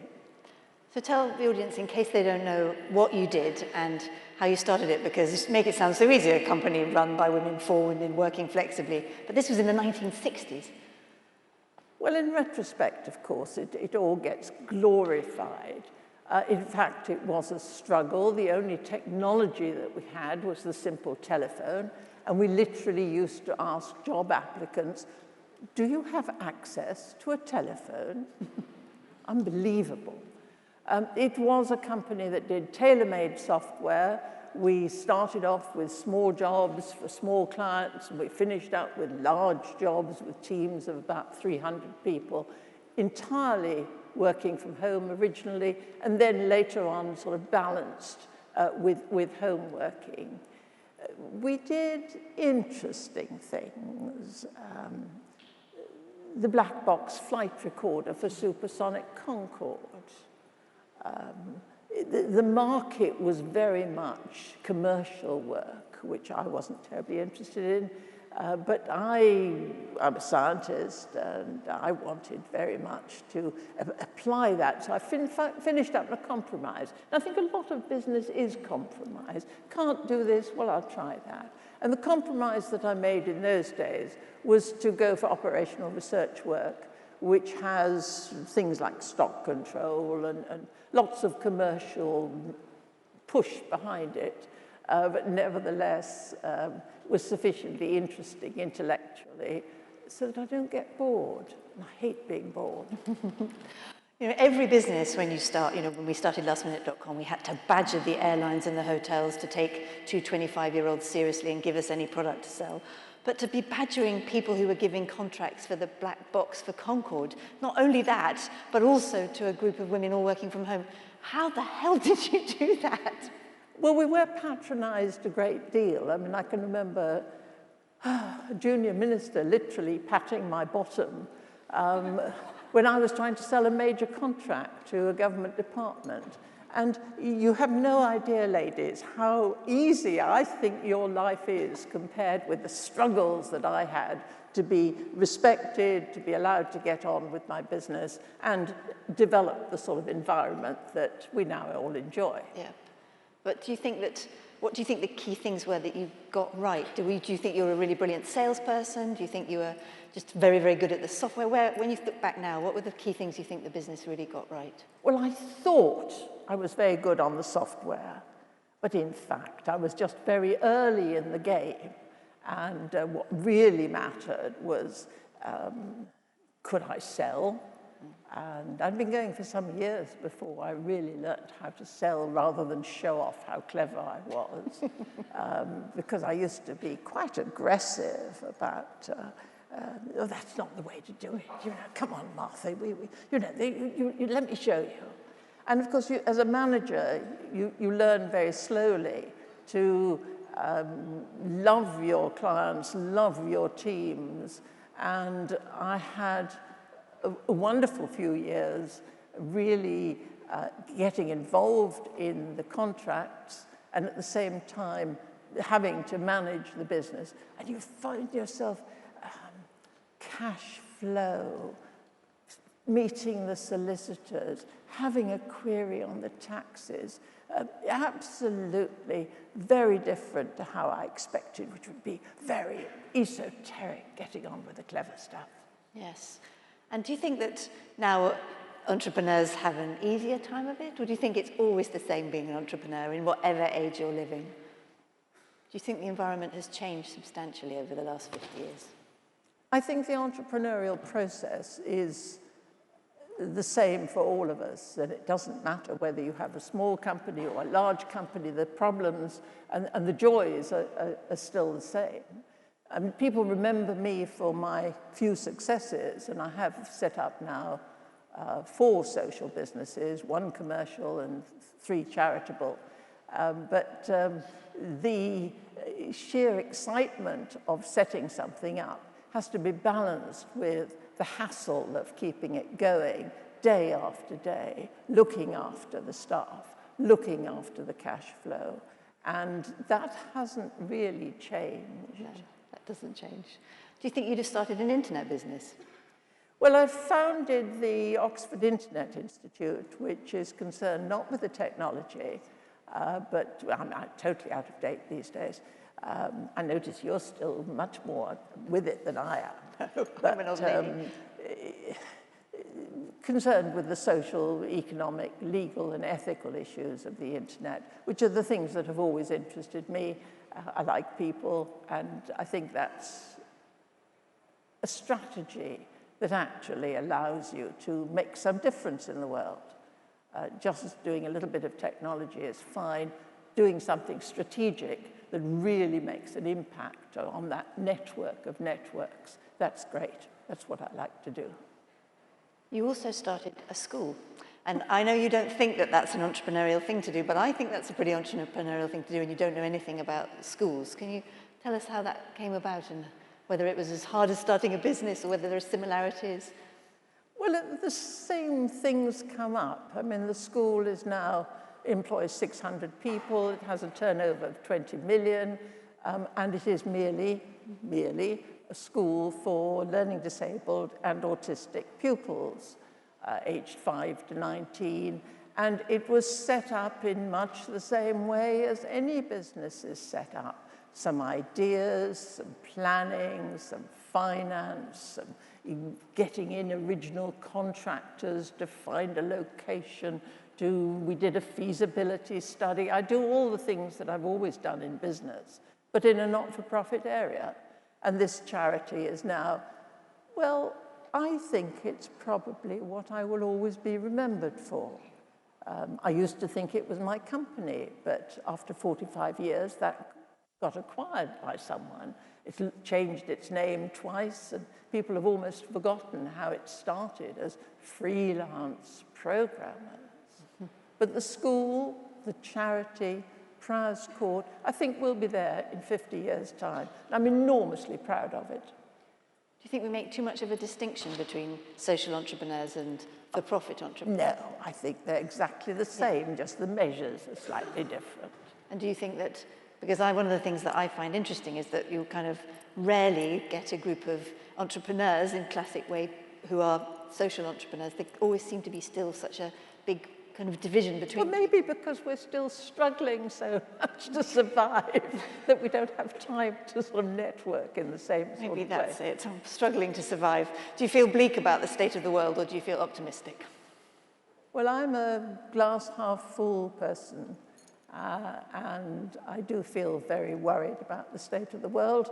Luckily, it's not my responsibility to do something about it, so I can opt out of all that. But I do find that whereas the last few years, the few decades have, to me as a refugee, been pretty good, materially good, intellectually good, spiritually good. But suddenly things have changed, and I am worried about what will happen. Do you feel the same? I feel as though we have this incredible and unbelievable power at our fingertips in the internet. You know, I've worked my whole life in technology. When I started in my first job, my very first role was as a consultant in a consulting company, and I was sent all over the world to benchmark the information superhighway. Oh. Do you remember that? The information superhighway? You're all probably too young. And I went to Japan and Canada and all over the place to see how we were doing on some indices. And that was a time back in the early 90s. And it seemed as though there was going to be this kind of burgeoning excitement, new companies created, new Did voices. you use something called Prestel? Probably, yes, probably. And yet that hasn't been quite how it's worked out. And I feel on the one hand, we've got this immense power of the internet. And on the other hand, we face some of the most profound challenges in human history. Mass movement of peoples, climate change, arguably non-functioning democracies. And although people are being lifted out of poverty and although many women's lives are substantially better, inequality has risen.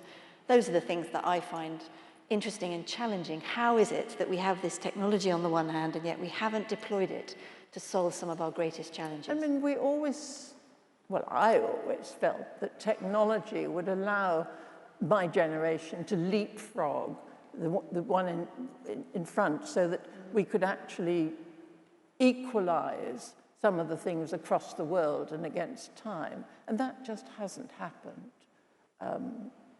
In this country, I'm almost ashamed of the difference between the rich and poor. And I've been poor. I have fainted from hunger. And, you know, you never really forget that. And that's why people who have experience of that become much more philanthropic, because we have sensitivity to some of those social issues. But we're in a place with a great spiritual background, and I hope you feel it, and I hope you are able to apply it in some of your day-to-day work. That's a great way of looking at things, to apply some spirituality. I'm not a religious person, but I definitely... Neither am I. No, and I definitely, but don't you think a kind of generosity of spirit? I think that's my kind of guiding star. If in doubt, be kind. Yes, I've got a similar motto. If there's no need, it's just greed. Because we can always give more of our time, of our skills, of our expertise, of our money. And I have such a wonderful quality of life now, learning to give away wisely the money that I made as an entrepreneur 50-odd years ago. I read recently, Stevie, that they have opened in, I think it's an Eastern European country, a museum of failure. Whoops, and I love that idea. I thought, take it away. I thought a museum of failure is a great idea. Learn from your mistakes. I wonder when you look back what you think your greatest mistake was. Well, I made so many, but of course people forget that. They just remember your successes. I think the biggest mistake I made, well, I made so many, but I was very, very slow in bringing in financial skills. I'm not a money person. I'm slightly repelled by money. So what am I doing as an entrepreneur? But I didn't employ a finance director until 25 years. And about that time, we started paying our first dividend. So it was very different. I think the other big mistake I made, and it's a classic one, I'm sure you've come across it, I tried to set up in other geographic areas, replicate the success that I'd had in the UK. And I set up in the Netherlands. Then I set up in Scandinavia. Then I set up in North and West America. I mean, I was just so ambitious. And of course, it didn't take off in any of those. Where my business model did apply, much to my surprise, was India. And we started using Indian labor force at a time when we wanted access to a cheap labor supply. But by the time we'd actually made it happen, it wasn't just cheap labor, it was access to a workforce in short supply. And that really showed that you can turn a failure into success. And I think as entrepreneurs, you're always having to cope with that resilience. Well, this doesn't work, let's try something else. Well, I've damaged there, that doesn't work there. So, but you always have to pick yourself up from your failures, brush yourself down, and move on. And that, in a sense, is part of the theme of the memoir, which I'm offering for sale, for charity, later on today, because we have so much to give and no need nowadays to take so much of the earth and of people's skills. I don't think that not having a finance director is a failure that I think that's one that many people would recognize. I think that's one that many people would recognize, but I'm quite surprised you managed to go 25 years with that. That's pretty impressive. That's pretty impressive. The one final question, wildly out of time, quickly question. I just wondered what you would really have loved to have done in a parallel life. You know, you pioneered a women's software business in the 60s. You were one of the earliest computer geeks, if you forgive me saying that. You've created a school for autistic people. You've changed the face of philanthropy in this country, particularly for learning disabled children. What would you love to have done? Opera star, vet, military leader? I was going to be a ballet dancer. You still could be. I want you to pirouette off the stage. Not a hope. Well, we've got 1 minute left, and this is an awful and horrible mean thing to do, and I should definitely have prepared you for this one. But if you could just give the audience one piece of advice from all of the different things you've done, from the startup of social businesses or for-profit businesses, what's the thing you come back to? I think, ladies and gentlemen, it's the basic things about find something that you really care about, get trained in it, find out about it, surround yourself with people of quality, and people that you like, and I don't mean people like you. Master, it's quite a long list, isn't it? Master finance, which I didn't do, master marketing, and then just go out and do it. That's the whole point. Do it.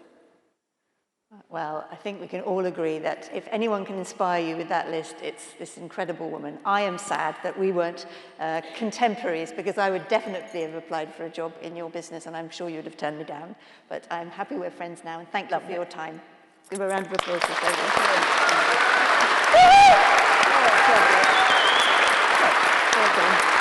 Thank you.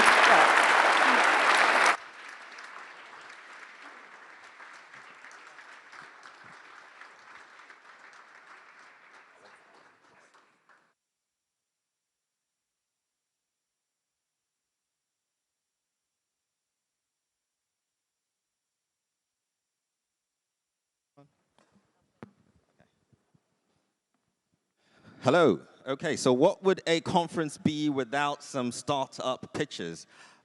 Each founder or individual representing their company here is going to have 60 seconds to pitch their company. And after that, basically the 60 seconds will obviously be done. So I will be kind of keeping a close eye on the time here and wishing you all the very best in your pitches. Okay, so we're going to get Anton first. That will go along. So we're UTeam, and we bring trust back to outsourcing. Now, outsourcing has this typical principal-agent problem where the buyer doesn't really have enough information about the seller to make this purchasing decision, and therefore they don't really trust them. So we're fixing this in 3 ways for our consumers. First is we're providing a global searchable database of pre-vetted vendors. Second, we have a unified marketplace where you can choose which engineers you want to pick to work for your project on the basis of real-time availability information. And 3 is a transparent framework that has things like payment escrow and money-back guarantee and governs the relationship to make it in more of a safe and more compliable way. So we are called UTeam, and we are making outsourcing great again, or maybe even for the first time ever. Fantastic. Thank you very much, Anton. Bang on time. If you want to swap around with Christoph, you want to go that way, and I'll get Christoph to come up here. Okay, Christoph, over to you. Your 60 seconds starts now. Hi, I'm Christoph. I'm co-founder of Videmic. Videmic is a mobile video app like YouTube, but Videmic works without internet and has a disruptive business model. In fact, Videmic is first mover in viral proximity marketing.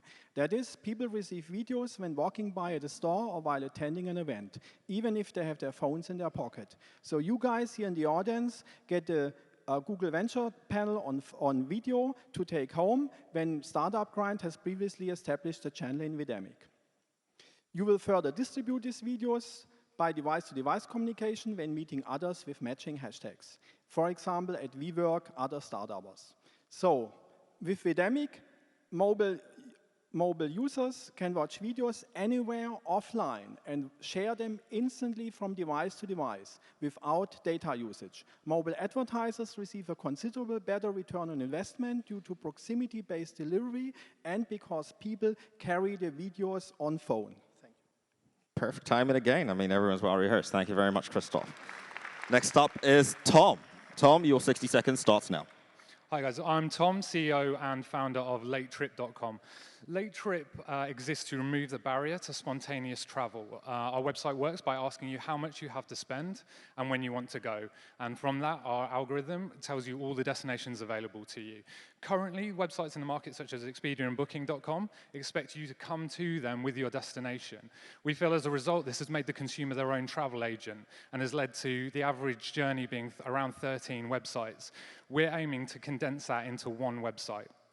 The idea and the concept came from my own personal frustration with online travel search, combined with user feedback that I saw during my time at lastminute.com.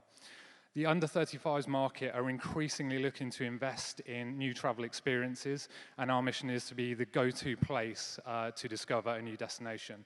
If you'd like to find out more about how we're looking to transform the spontaneous travel market, we're at booth 25. Fantastic. And quick question, Tom. What is your monetization model? Because you've still got 2 seconds left. Sure. Currently, we work with Expedia and Skyscanner. We send our users currently to Expedia to book their flight and hotel, and we take a commission. Fantastic. Thank you very much, Tom. Next up, Rakesh, your 60 seconds starts now. Go. Hello. My name is Richard Sial. I am the founder and CEO of Emergence, Inc. We have a patent-pending formula that will help us create products in skincare, food, and dietary supplements that helps to fight inflammation. Inflammation, the silent killer, has been linked to nearly all major diseases such as cancer, osteoporosis, arthritis, heart disease, and many, many more. So we have Emergence is here to energize your health. I welcome everyone to come to our booth number 6. You can taste and get a sample of our first product, which is absolutely amazing. We have an amazing response. And above all, it tastes good. Thank you. Hang on. Thank you very much, Rakesh. And last, but certainly not least, Philip. Hi, I'm Philip from Combine. Combine is an app that allows users to combine their clothing from at home with everything from the shops and ask their friends for feedback. It's also pretty fun because girls can dress their friends or their boyfriends or vice versa. Combine's been live just over 6 months. Our month-one retention rate is already at 40%, which is 800% above the fashion e-commerce benchmark. Our average session duration is at 10 minutes. Here we beat the benchmark by 2,000%. Combine earns money on the B2B side by monetizing our unique set of data. We know exactly how people dress, what they're missing, and how trends develop. Our vision is that everybody is going to dress on their phones. My name is Philip. I'm CEO and co-founder of Combine. And if you would like to learn more about our mission, please visit us at our booth just outside this hall. Thank you very much. Fantastic. Another round of applause for all our companies, ladies and gentlemen. Okay, I would greatly encourage you to go outside, obviously, during the breaks and engage with the various startups that are here if you've got any further questions. Enjoy the rest of the conference. Let's go.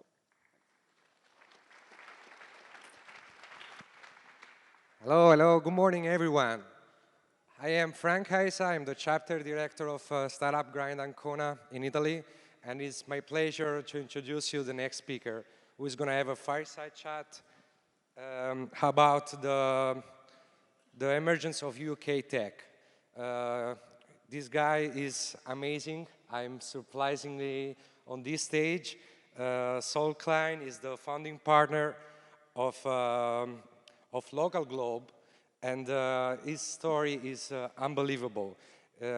Some of you may already know him. He founded Seedcamp, which has been doing incredibly good in the UK and worldwide.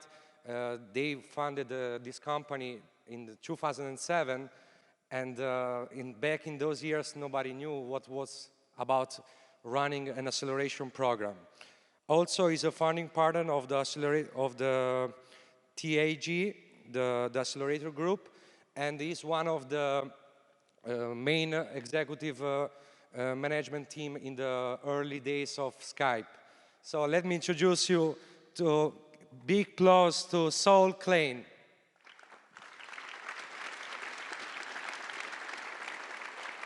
All right. You have the stage. Hey guys. Thanks for being here, Saul. Morning. Morning, everyone. Morning. I wanted to ask if everyone could see his shirt, because I think it's a lovely thing to see something other than a startup shirt in the crowd. Yeah, so do you want to tell us a story of how this particular thing made its way into your wardrobe? Well, I have a very bad reputation with my kids for pretty much always wearing startup t-shirts to work. And about a year or so ago, my daughter started to encourage me, she's 9 now, to not wear startup t-shirts to work.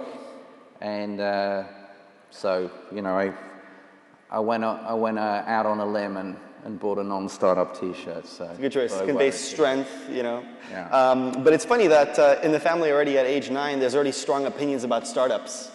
And it kind of carries through. I think there's a good quote from your dad in the early days of your career when you were still thinking about whether to go into the startup world or the the tech world or anything else. Soon after graduation, the quote is, "It doesn't really matter what job you do next because you'll be doing something different in 2 years." And looking at your career through media, I mean, it's incredible. From Ogilvy and Mather to Skype to Love Film and then to Amazon. Your involvement in media has been incredible. And I want to start by having you talk about what does media mean when you think about it? You have a very interesting definition. It includes things like Skype and even Facebook. I mean, I think what media means has changed a lot over the years. We talk now a lot about the attention economy and how, companies like Google or Facebook, who we don't necessarily think of as media companies, even though they generate pretty much 100% of their revenue from advertising like media companies. But, they really command and control our attention. And it was actually about 20 plus years ago that I first heard the term the attention economy, and I pretty much had no idea what it meant at the time. But the guy who talked to me about it was at the time the chief software architect at Microsoft, and he acquired Firefly, which was the company I was in Boston. And I think his vision for the attention economy was based around Windows, was that in those days, sort of Windows was sort of 95% of the operating system market, and for computers, the operating system was the medium and applications were the message, Office, AOL, etc. And obviously that's evolved to, I think, if the OS, the desktop OS was the medium, then the mobile OS is the medium. And obviously we're living in a world of Apple and Android and Facebook. Now messaging is the medium. And, obviously you look at Apple and you look at Facebook and you look at Google and you look at other companies, and they're sort of constantly redefining what the medium is. And I think it's really about attention. So if you're a retailer, the greatest media owner in retail is Amazon. They pretty much command our attention when it comes to our wallet. So I think you can think of media in lots of different ways. Yeah, and it seems like when you actually made the transition into investing, a lot of those investments were around this sort of attention thesis. How do we get folks to actually get involved in the companies that we're helping to create? And so with that in mind, I wanted to ask about how do people actually, early stage entrepreneurs, use these platforms to get started? How do they sort of bootstrap on top of them? And in the early days, well, look, I think obviously, and I heard Fred Destin, who's a really smart investor, talking yesterday, and he sort of called out 2006 as a sort of a transformational time within the startup economy. And it was really, he was pointing to 2006 as the time that AWS came online.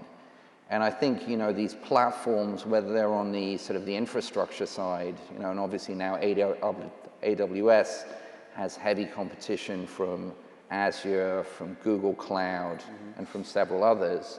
And all of those platforms now aren't just about hosting, they're increasingly about machine learning, they're about payments. So on the one side, you know, you've got all of these things that probably would have cost 5, 10, 15, $30 million 10, 15 years ago, and like ridiculous amounts of technical expertise.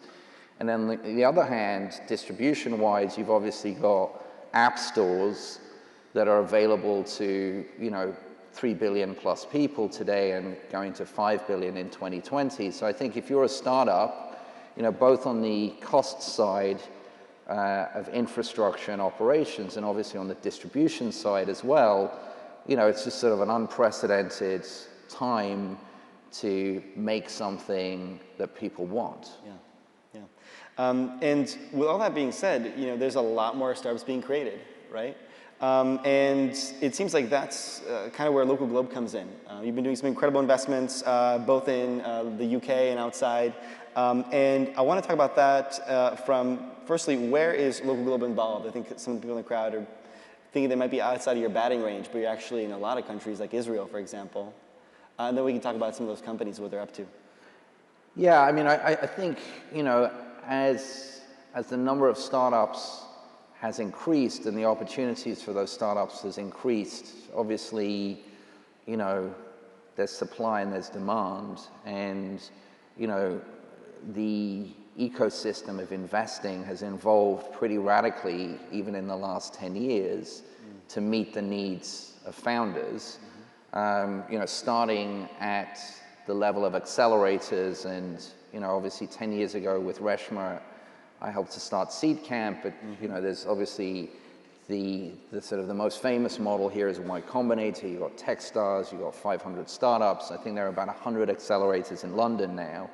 So I think, you know, the whole sort of funding ecosystem has evolved. So, you know, there is now a huge range of places you can start off at accelerators. After accelerators, there are now, you know, seed funds. Seed funds didn't used to really exist. Local Globe is a seed fund, but there are, you know, 5, 10, 15 other seed funds in London. There are seed funds in Berlin, in Stockholm, in Madrid, in all over Europe, and obviously all over the US. And then obviously there are Series A funds or sort of later stage funds, and all the way up to IPO and beyond. So I think, you know, certainly what we see in the UK now is one of the most mature funding ecosystems in the world. I think, you know, statistically after the Bay Area and Beijing, you know, London and the UK is the largest, third largest market in the world for capital, for billion-dollar companies. There are 1.5 million people in the UK who work in the tech sector. It's the fastest growing sector in the economy. It pays better than any other sector in the economy on an average basis. So, you know, I'm not answering your question about the companies, but, you know, what I'm really saying is that there are lots of choices now for companies, and I think that's a good thing. Our particular focus with Local Globe is mainly London and the UK, because we think the opportunity here is so big, but we do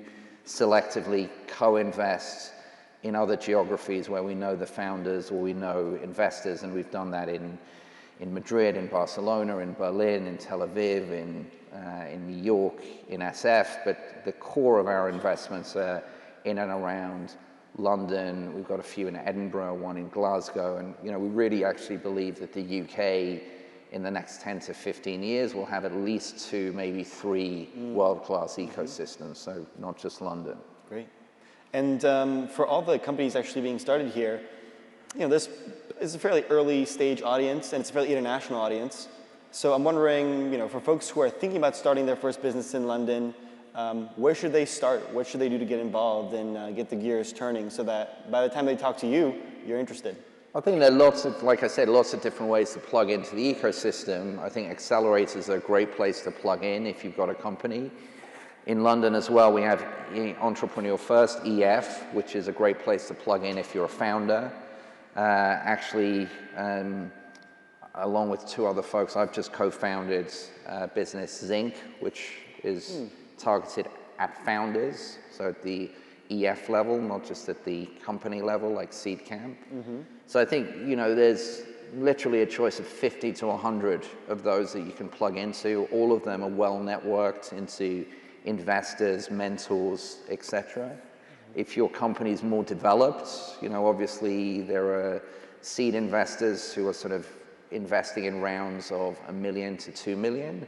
And then there are sort of later stage investors who are investing in rounds of 5 million plus. But there are also a lot of those. Sure. I mean, there are 20 plus of those funds here. So I think it's a very visible marketplace now. And when we're talking about something like Entrepreneurs First or Business Inc., right? You know, some of the folks coming into these sort of personal accelerators are sort of from a finance background, from an investment banking background, consultants, so on. And it's a big transition to make. So what should some of those folks in this room be thinking about as they make that transition to being a startup founder for the first time? Well, personally, I think it's very hard. It's not impossible, but it's very hard to start a company if you don't have someone on the team who can build something and make something. So, you know, personally, I can't code. So any company I've started, I've pretty much always had to work with someone who can do that. And I think if you're coming from a business background, commercial background, with Zinc, we're actually trying to attract people from the social sciences.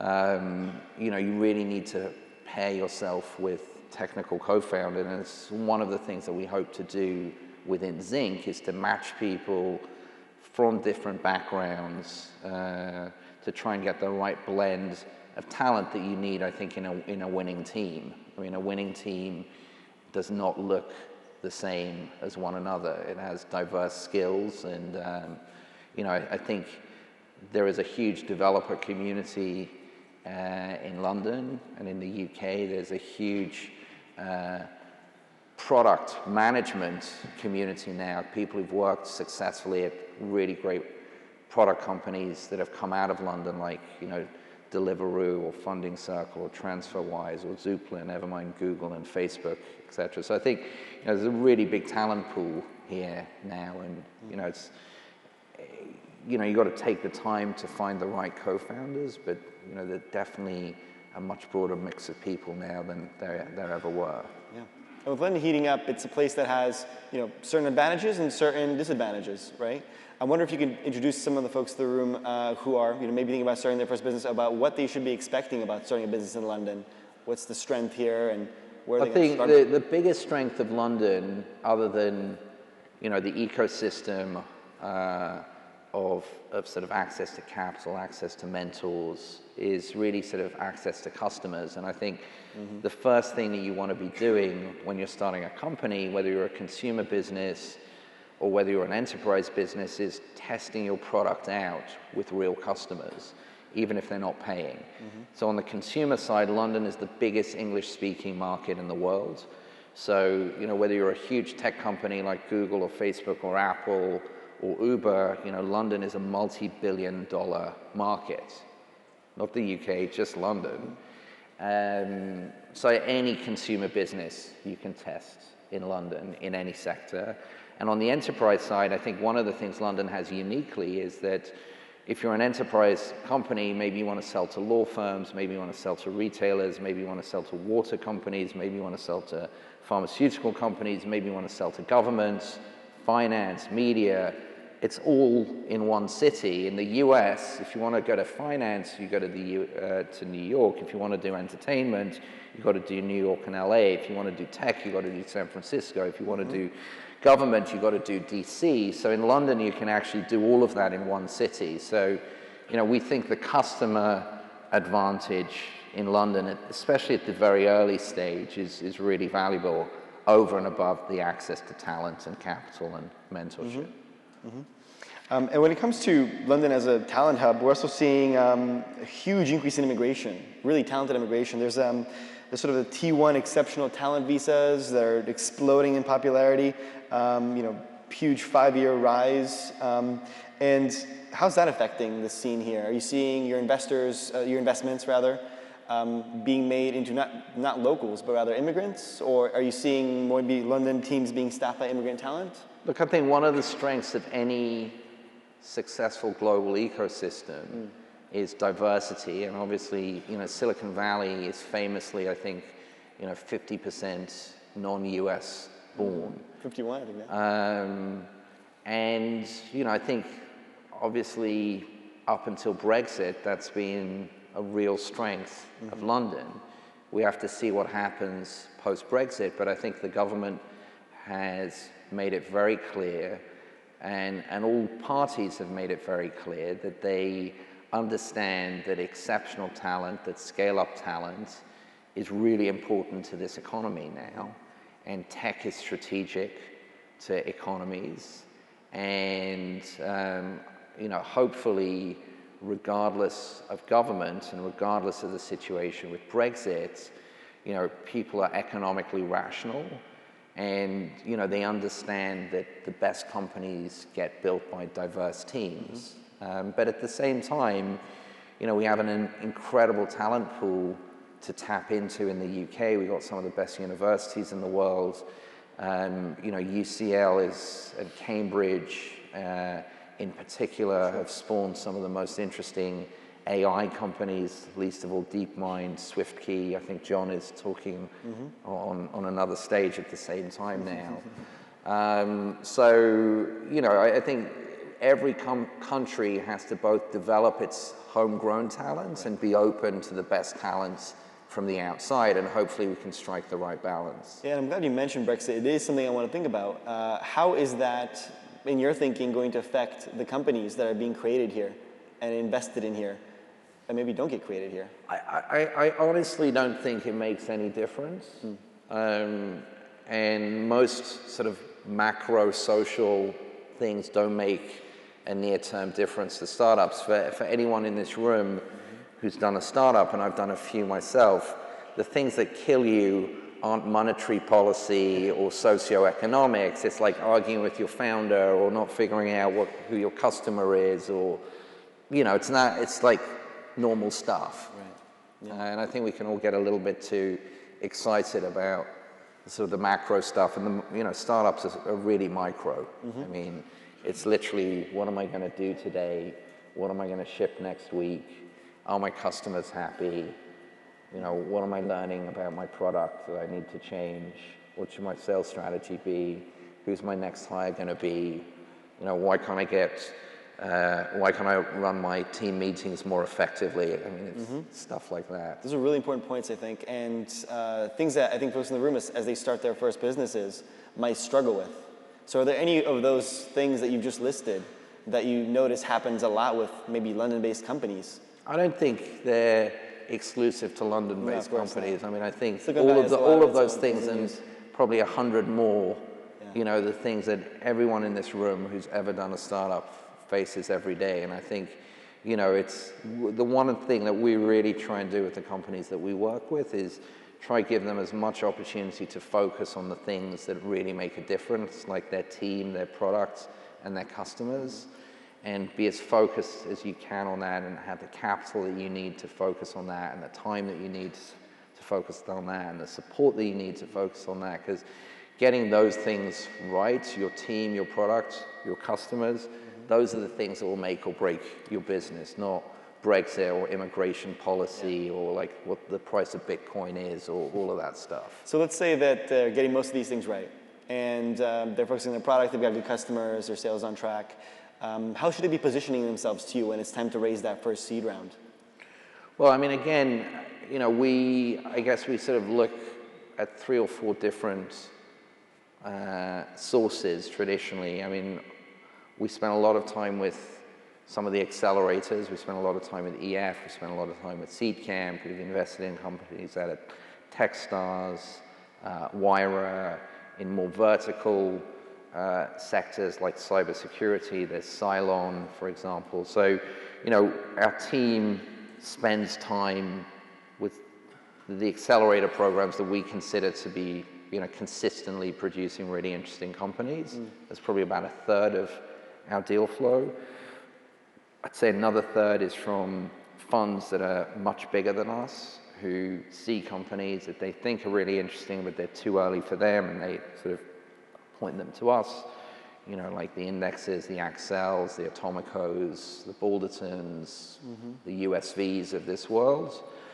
And then probably the other third comes from people, you know, founders that we know, angels that we know. We co-invest a lot with angels.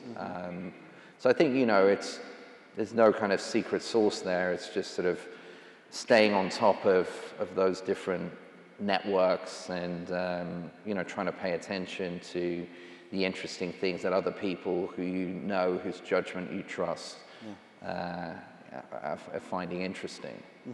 Yeah, so it seems like we've learned not just what London is good for, where the talent is, but also some of the problems that you might encounter as a first-time founder going into it. And then once you start getting that traction, how to take advantage of it. So it's huge. Anything you want to leave these guys with that they might want to look out for as they get started? I think the main thing I would say is that a lot of founders gear their business towards what they think investors are going to like or what looks good to investors. And that's the worst thing that you can do. So I think you have the most control over your business if you focus on doing the things that are right for your business. You have the most control over your business if you raise the right amount of money for your business. So that's typically 18 to 24 months, like, to get you to the next milestone.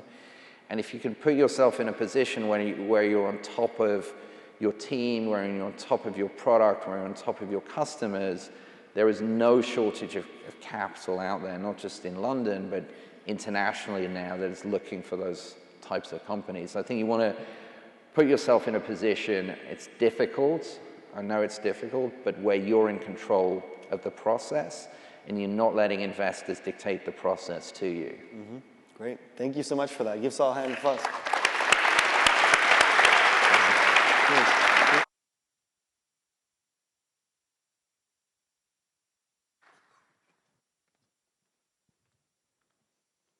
Okay, so our next talk, my name is Daniel Riley. I'm the chapter director for Glasgow. Our next talk is called How to Do Kick-Ass Deals, which is a fantastic name for a talk. We've got two incredible entrepreneurs here, well, two incredible investors who are both based right here in London. Carolina does global investments for Atomico. They count Last.fm, Six Wonder Kids who built Wunderlist and Skype among their investments. Luciana, she leads Excel investments at Deliveroo and also is sitting on the board of several other companies. Each of them do a lot for their own startup, for the startup community and their own local ecosystems. So I'd like you to get on your feet and give a massive Startup Grind welcome to Caroline Bricado from Atomico, Luciana Lissandro, interviewed by Startup Grind's TD Lowe.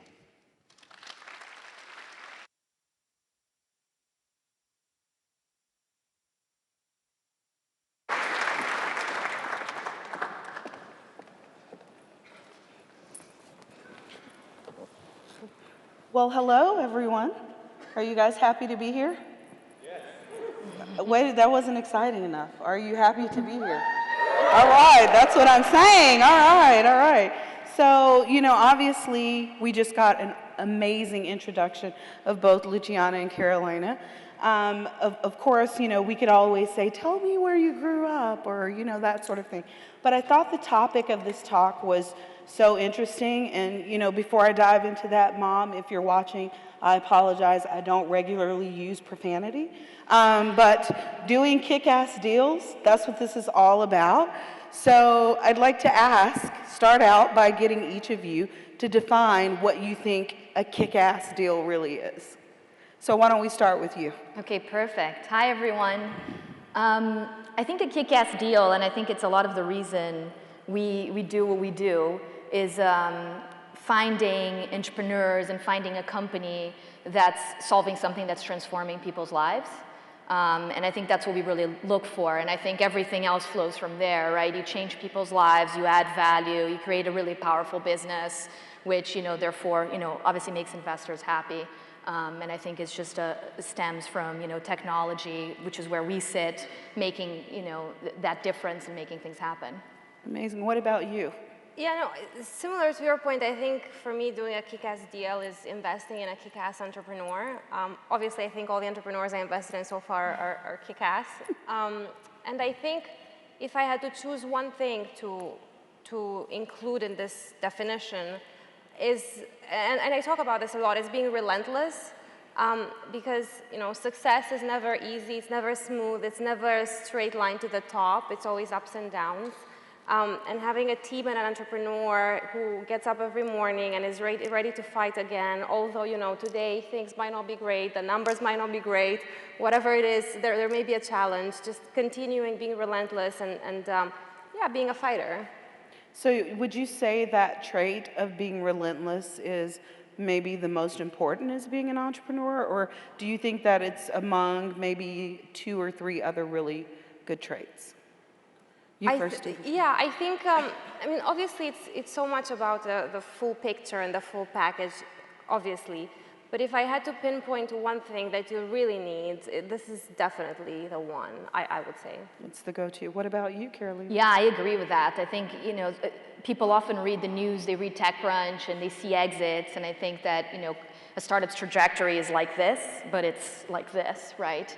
And so if you don't have that relentlessness, that tenacity to adjust, to adapt, and the ambition, then it's going to be really hard for you to be able to weather all those storms. So you're saying it's okay to ride the roller coaster? You have to be able to ride the roller coaster. You have to put your seatbelt on, though. Absolutely. And what I would add is that I think this also comes from passion. Because it's maybe that the same person doing one project, fights for it, but maybe not to the same extent as when they're doing a project that they really feel is changing lives, to Carolina's earlier point, and they really feel really passionate about. So it's also about finding, finding your baby, finding that thing that you really want to wake up for in the morning and go to the office and continue working for it and fighting for it. Amazing. So I, of course, being an entrepreneur, failed entrepreneur, understand. That's absolutely okay. Yes, understand you took the risk. The roller coaster of having your best day and your worst day all in the same day. And so kind of understanding how you envision or how you see those traits as an entrepreneur. Talk a bit about how you arrived here as being one of, or both of you being among the leading venture capitalists in all of Europe, already starting to make, indelible impressions in the US, and talk a bit about how you, throughout your lives, have used those same tools to get where you are. So we'll start with you, Carolina. Sure. I think one of the reasons that I love this job is I always love thinking about all things macro and all the things that affect people's lives, be it economic or political or social, and then always asking questions about it. And for me, this job is all about asking questions. And I think that's super exciting. And then it's also all about people. And so I think what I'd add to the point on the relentlessness and what makes great companies and great teams is always entrepreneurs who are hiring people who are better than them at the things that they're doing. Right. And for me, and I'm sure for Luciana as well, we work in environments where we're always working with extremely intelligent people who are super passionate about what they do, going back to the point on passion, and care and want to grow either the venture firm, grow the companies we work with, and sort of be on the cutting edge of, again, what's transforming people's lives. Amazing. And for me, well, it's a couple of things. I have a mathematics background, so the way I look at the world is very much about problem solving, and it can be, a consumer problem, it can be an enterprise problem. I like to find solutions or to invest in companies that find solutions to these problems. So that's how I often think about it. That's one in terms of how I think about the world. And the other one, growing up, actually, my sister is an entrepreneur, not technology. She has a small skincare line, which has been her lifelong passion. My dad has a couple of small bakeries in my small town in Romania. So, nothing immensely successful under any circumstances. But I've been surrounded by very much an entrepreneurial spirit and trying to start things from scratch. And so, looking at the path of both of your lives, being on stage together is not the first time you guys have met. Is that correct? Oh, certainly not. So tell us this story about how you guys, grew up in completely different areas, and Georgetown University in the U.S. became this cross-section or epicenter of greatness, that the two of you converged. Yeah, so Luciana and I actually lived on the same floor freshman year of college. Let's not say how many years ago. Some time ago.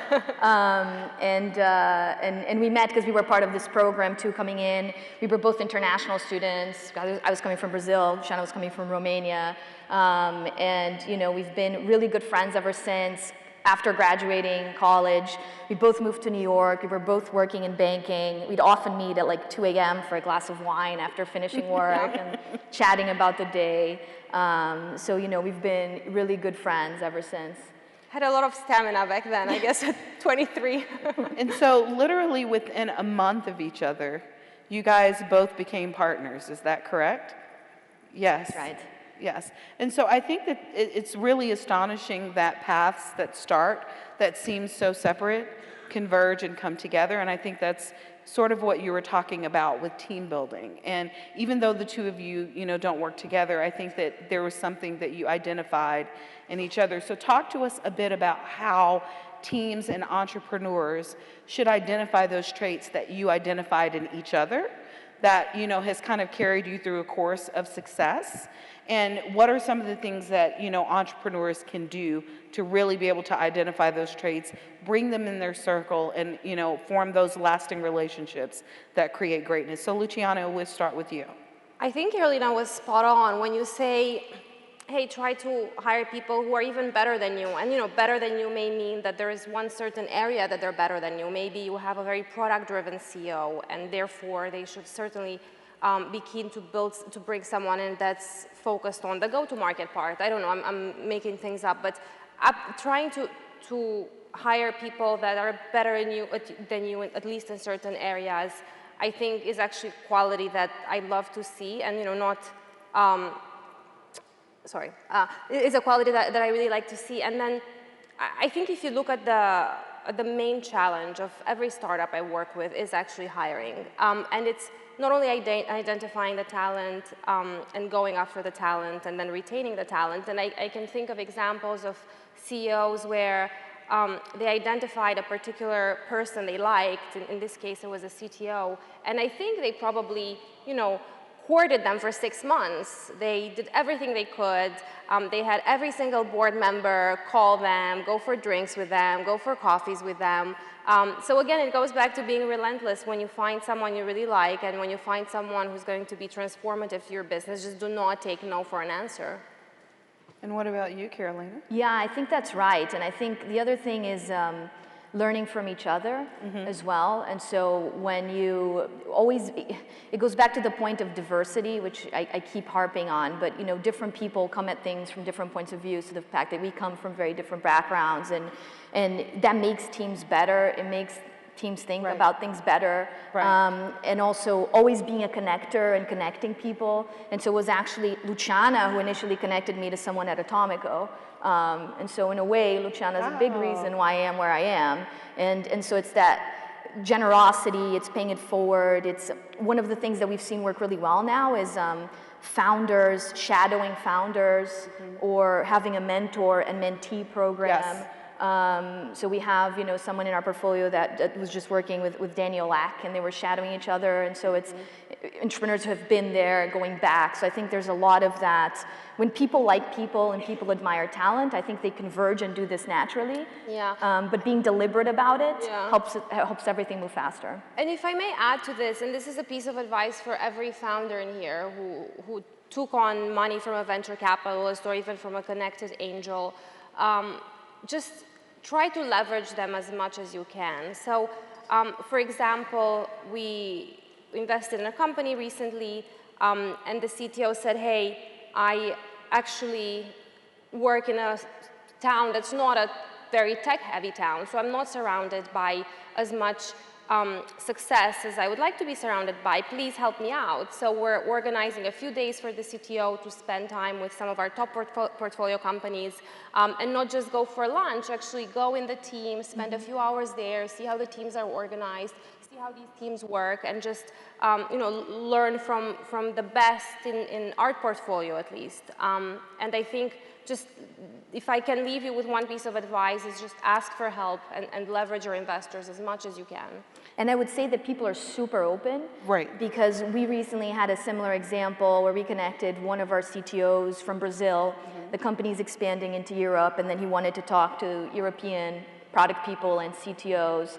And actually, he was going to go talk to someone in Estonia, and that CTO was like, that's great. I'll have you talk to 5 or 6 other people who are here. And so they self-organized, and it was super powerful. Well, that's the beauty of being an entrepreneur. You know what it's like. You know what it's like to get started, right? You know that it's never easy. So for every person who gave you a hand at some point, hopefully you'll help someone twice as much. And that's, it's all about giving back to the ecosystem. And that's why, actually, I think that you see all these ecosystems thriving throughout Europe. It's very much a snowball effect. Awesome. So kind of shifting gears a little and diving into your portfolio. Deliveroo, how many of you in the room use Deliveroo? Raise your hand. Well, I know I've used it. Okay, so there's room to grow. With Deliveroo, was there anything in particular that caught your attention about what they were building? Well, it's 2 things.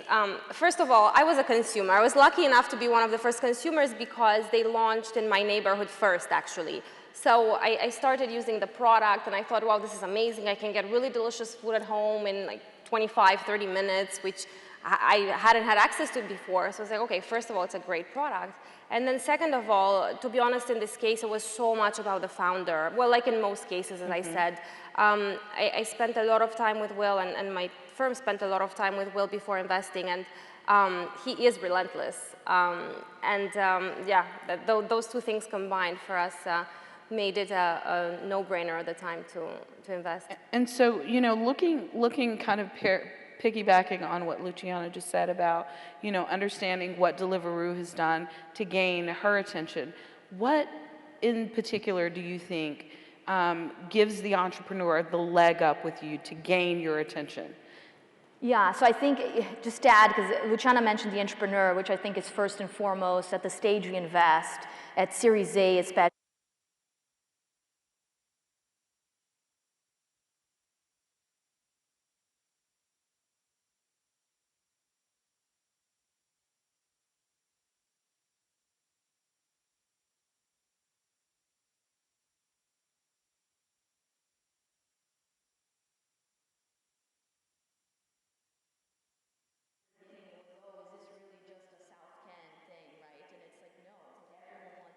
Food.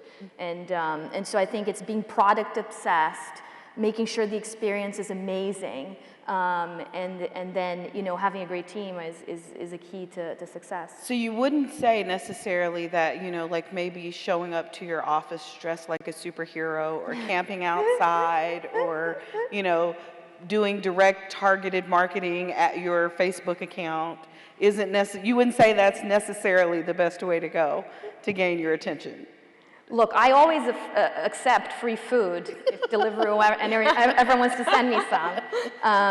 And I have actually been caught by targeted advertising and all these things. But when you look into something a level deeper, right, those are ways in. And I still think, by the way, for any of the founders and entrepreneurs here, the best way in is through someone who's well respected in the ecosystem who you might know, right? So reach out to your network of angels, reach out to other founders you know, because those warm intros are always the best. I'll leave it to you. No, I agree, and I really think and hope that it should not be difficult for an entrepreneur to get in touch with us. I really try to answer at least most of my emails. You know, it's never 100%, but at Excel we very much have the culture of being responsive. And you know, even if it takes a few days sometimes, please feel free to follow up. We're always happy to hear from you.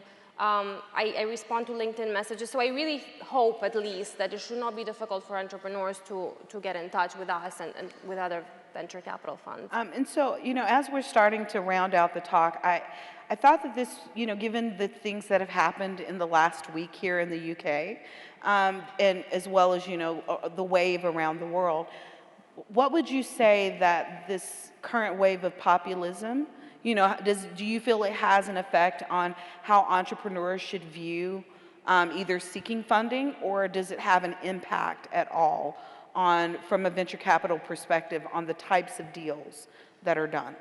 I mean, all I'm going to say is that we're here. We've been investing for 34 years through all sorts of cycles. We have capital. We're keen to find the next exciting investment, and I'll leave it to that. Yeah, I think at Atomico, you know, we really believe that this is the age of the entrepreneur. It used to be that governments used to solve a lot of the problems, but we see increasingly that entrepreneurs are going to solve some of the world's greatest problems, and hopefully all of them at one point, but there'll always be more, which is amazing. And that's what excites us. We believe entrepreneurs can come from anywhere. We're seeing that increasingly. That's why we bet on Europe. That's why we think there's a shortage of funding here that we're trying to solve. And again, if entrepreneurs are persistent and relentless, they'll get around, you know, some of these macro issues that don't necessarily help. Absolutely, absolutely. Well, you know, as we're rounding out, I just say that I believe, as you've said, that the next wave is about the entrepreneur. And ultimately, I'm just so grateful to the two of you for doing those kick-ass deals, because it gives us, you know, as girls, the power to feel like Wonder Woman is not just some far-off superhero, but she writes checks too. That's right, that's right. So I think that'll do it. Thank you guys so much. Thank you for having us your time. here. This was such a pleasure. Thank you. Thank you guys. Thank you.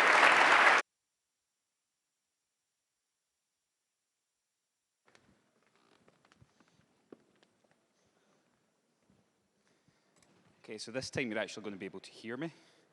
The next talk is called Building Software That People Love. It's by a guy called Kyle Henderson. His achievements are nothing short of incredible. He's a man from here in Britain. He's been involved in or led software efforts for several big companies, which you may have heard of. He was the head of web development at Flickr, and upon acquisition, he became the director of engineering at Yahoo. After that, he became the CTO of a company called Slack. You might have heard of them. They've raised over 500 million, and they've got just up to 3 million users. He really knows how to make software that people love, and is a huge inspiration to geeks like myself. So I'd like you to give a massive Startup Grind welcome to Kyle Henderson, who is interviewed by Ilya Fushman.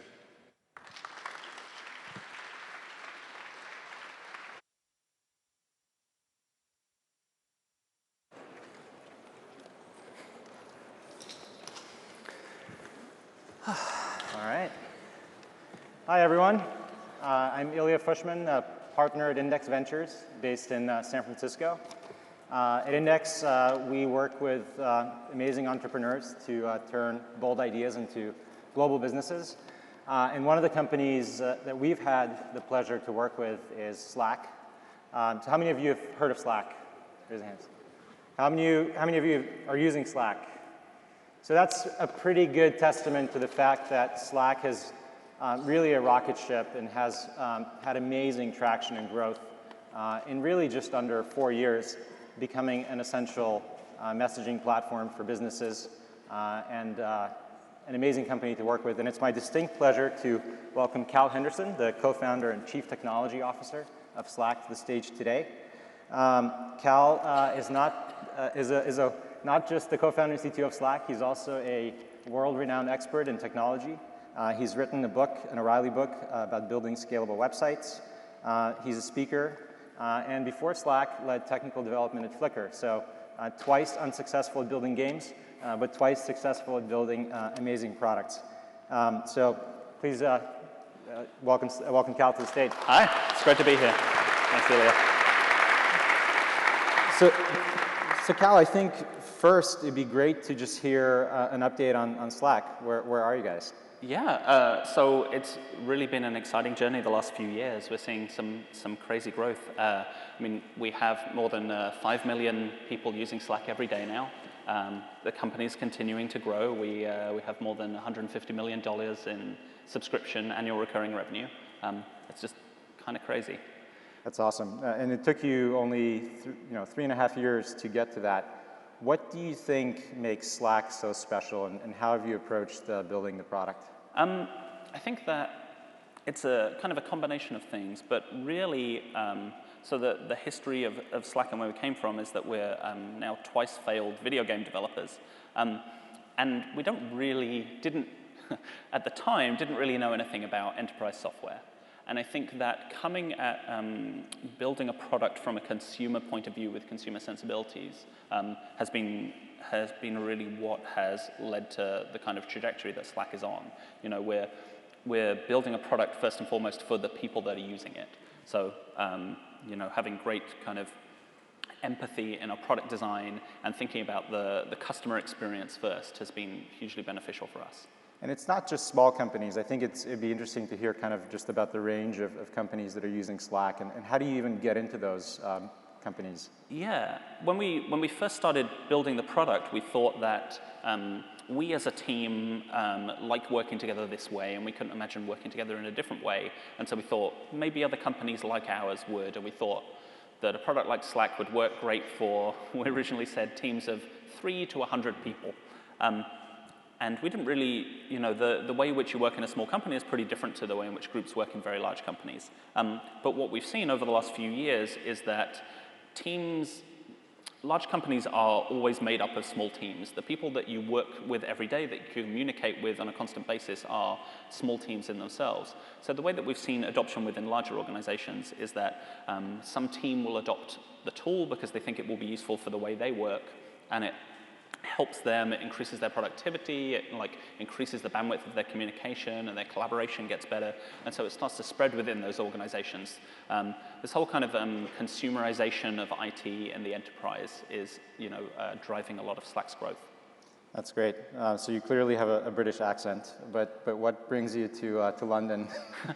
Well, now, I don't know if I sound British still to British people. I just sound to everybody like I'm from nowhere. I sound British to you? Yeah, I think I'll let you be the judge of that. So I've been in the States for 12 years now, but back in the country, actually, for a family wedding. I like to get over here when I can, so. But you guys have also opened an office here. Yeah, we opened our office in London earlier in the year, and that's like exciting for me personally to have an office, you know, back in the city I worked in a long time ago now. And just generally, when you think about international and expansion to Europe, kind of how do you think about it? Europe is an important market for you guys, obviously. Yeah, it's a huge market for us. We have around 50% of our users are in North America, but then after America, the UK is our second biggest country, and London is in our top 5 cities. So this is kind of hugely important to our growth. That's, you know, one of the reasons why we just opened an office here. And expansion throughout Europe and Asia is kind of next on the roadmap for us. The product right now is still only available in English, so it's pretty hard to pick it up and use it if English isn't your first language. So as we work on expanding into other markets, making it available in other languages is going to be pretty important. We also strangely see a lot of use in Japan. Given that the product is only in English, we don't really understand why that's the case, and that's kind of been surprising for us. So I think that's an interesting point, which is even though Slack may not be localized to your language, even though it may be hard to use, why do you think people gravitate so much to it? And talk a little bit about not just the communication piece of it, but also the platform and how you think about that. Yeah, I think there's a couple of aspects to that. I think one is that what we've seen over the last, I guess, decade is this explosion of kind of quality in the consumer space. So people, nowadays, you probably don't send email to your family or your partner. You probably use SMS, or you use WhatsApp or WeChat or Line, or Facebook Messenger. And the quality of that kind of software has just increased kind of exponentially over the last few years. And the experience that you have using that is so different to kind of corporate software of the past. And so I think kind of people are now used to that kind of multimodal messaging and using different tools to talk to different people, kind of the best tool for the job in that space. And so I think that has been a big part of it. The other piece is that over the last decade, we've seen this explosion in categories of software that people use to get their job done. In the past, it might have been the case that you bought all of your software from a single vendor, and it worked reasonably well together and did an okay job. But what we've seen, especially with kind of the rise of SaaS, is that there is not only a vast choice of software, but a huge number of new categories, things that weren't a product space 5 years ago, there's now 20 competitors in.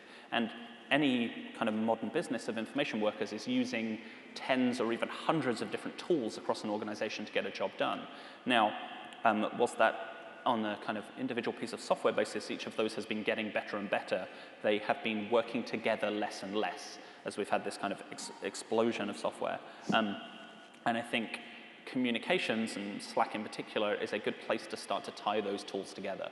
So if Slack can make each of those tools that you use, whether you're in like sales and marketing, whether you're in finance or product development, if we can take all of those tools that you use every day and make them a little bit better by using them with Slack, then that's a really good proposition. Yeah, I mean, I used to use Concur, and I think they're a partner of yours. Yeah, so SAP is one of our partners, and like a lot of people probably use Concur for expenses, or if not, use some other software for expenses if you work at a medium or large company.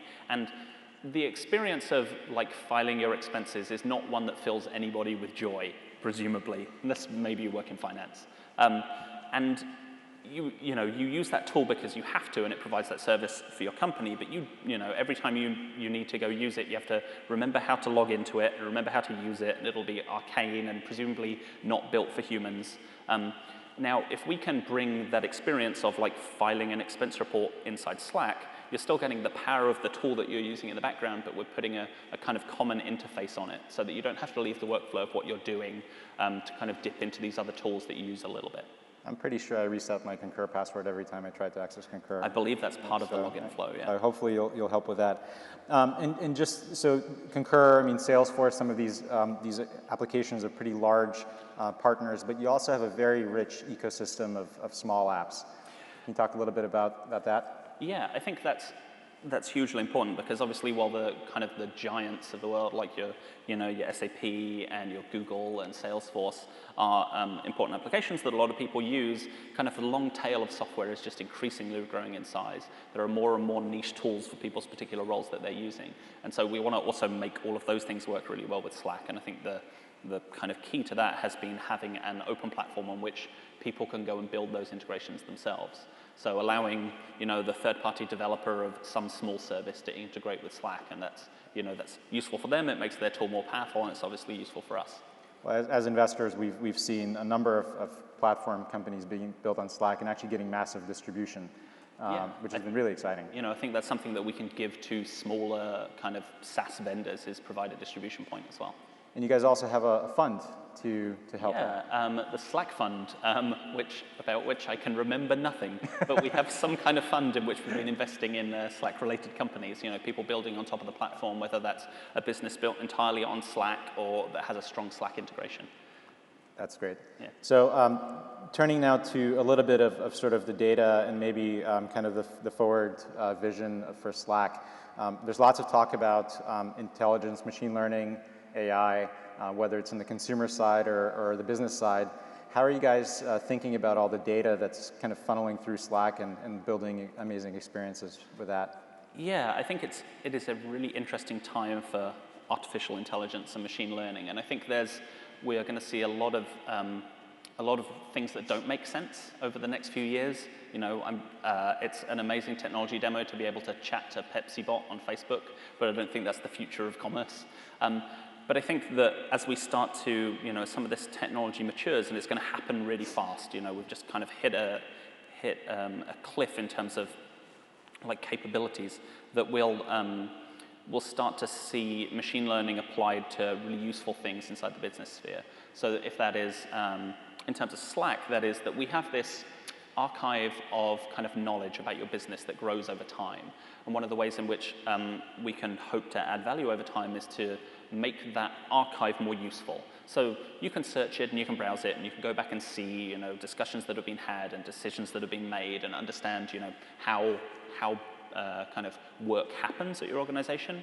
But I think there's a lot more we can surface with machine learning, whether that is looking at the way you interact with other people to be able to prioritize communication, to say these are the most important conversations that happened while you're away based on the people that you listen to and the topics that you talk about, or whether we can make search more powerful by when you search for a topic, instead of returning a bunch of messages, we can also say, this is the person who is an expert in this. And we can tailor that to your business. So, like, I want to know the status of Project X. We can tell you, Elio is the person who always talks about Project X and seems to be the expert in it. So I think that using machine learning to kind of unlock that kind of trove of information is going to be really exciting over the next few years.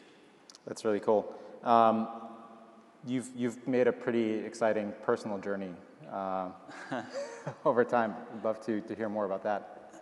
Yeah, I mean, I don't know how much talk about the kind of where the company came from. I said earlier that we're twice failed video game developers, and I guess that is my passion and something that I'm pretty bad at demonstrably. So we started way back about 20 years ago on a project called Game Never Ending, which turned out to be a bad name because it pretty shortly ended. But what spun out of that was Flickr, the photo sharing website, which was a totally accidental success. It just came at the kind of the right timing of digital cameras started to become a thing. Cell phones had just got cameras for the first time, which seems crazy now, but for a while we had cell phones without cameras, and there was just nowhere to put photos on the internet. And so we just came along at the right time. Then after a while of doing that, we went back to try and make the same video game over again.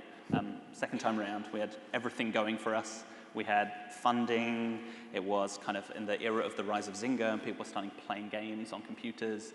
Phone games hadn't kind of happened yet, but like there was money in online video games.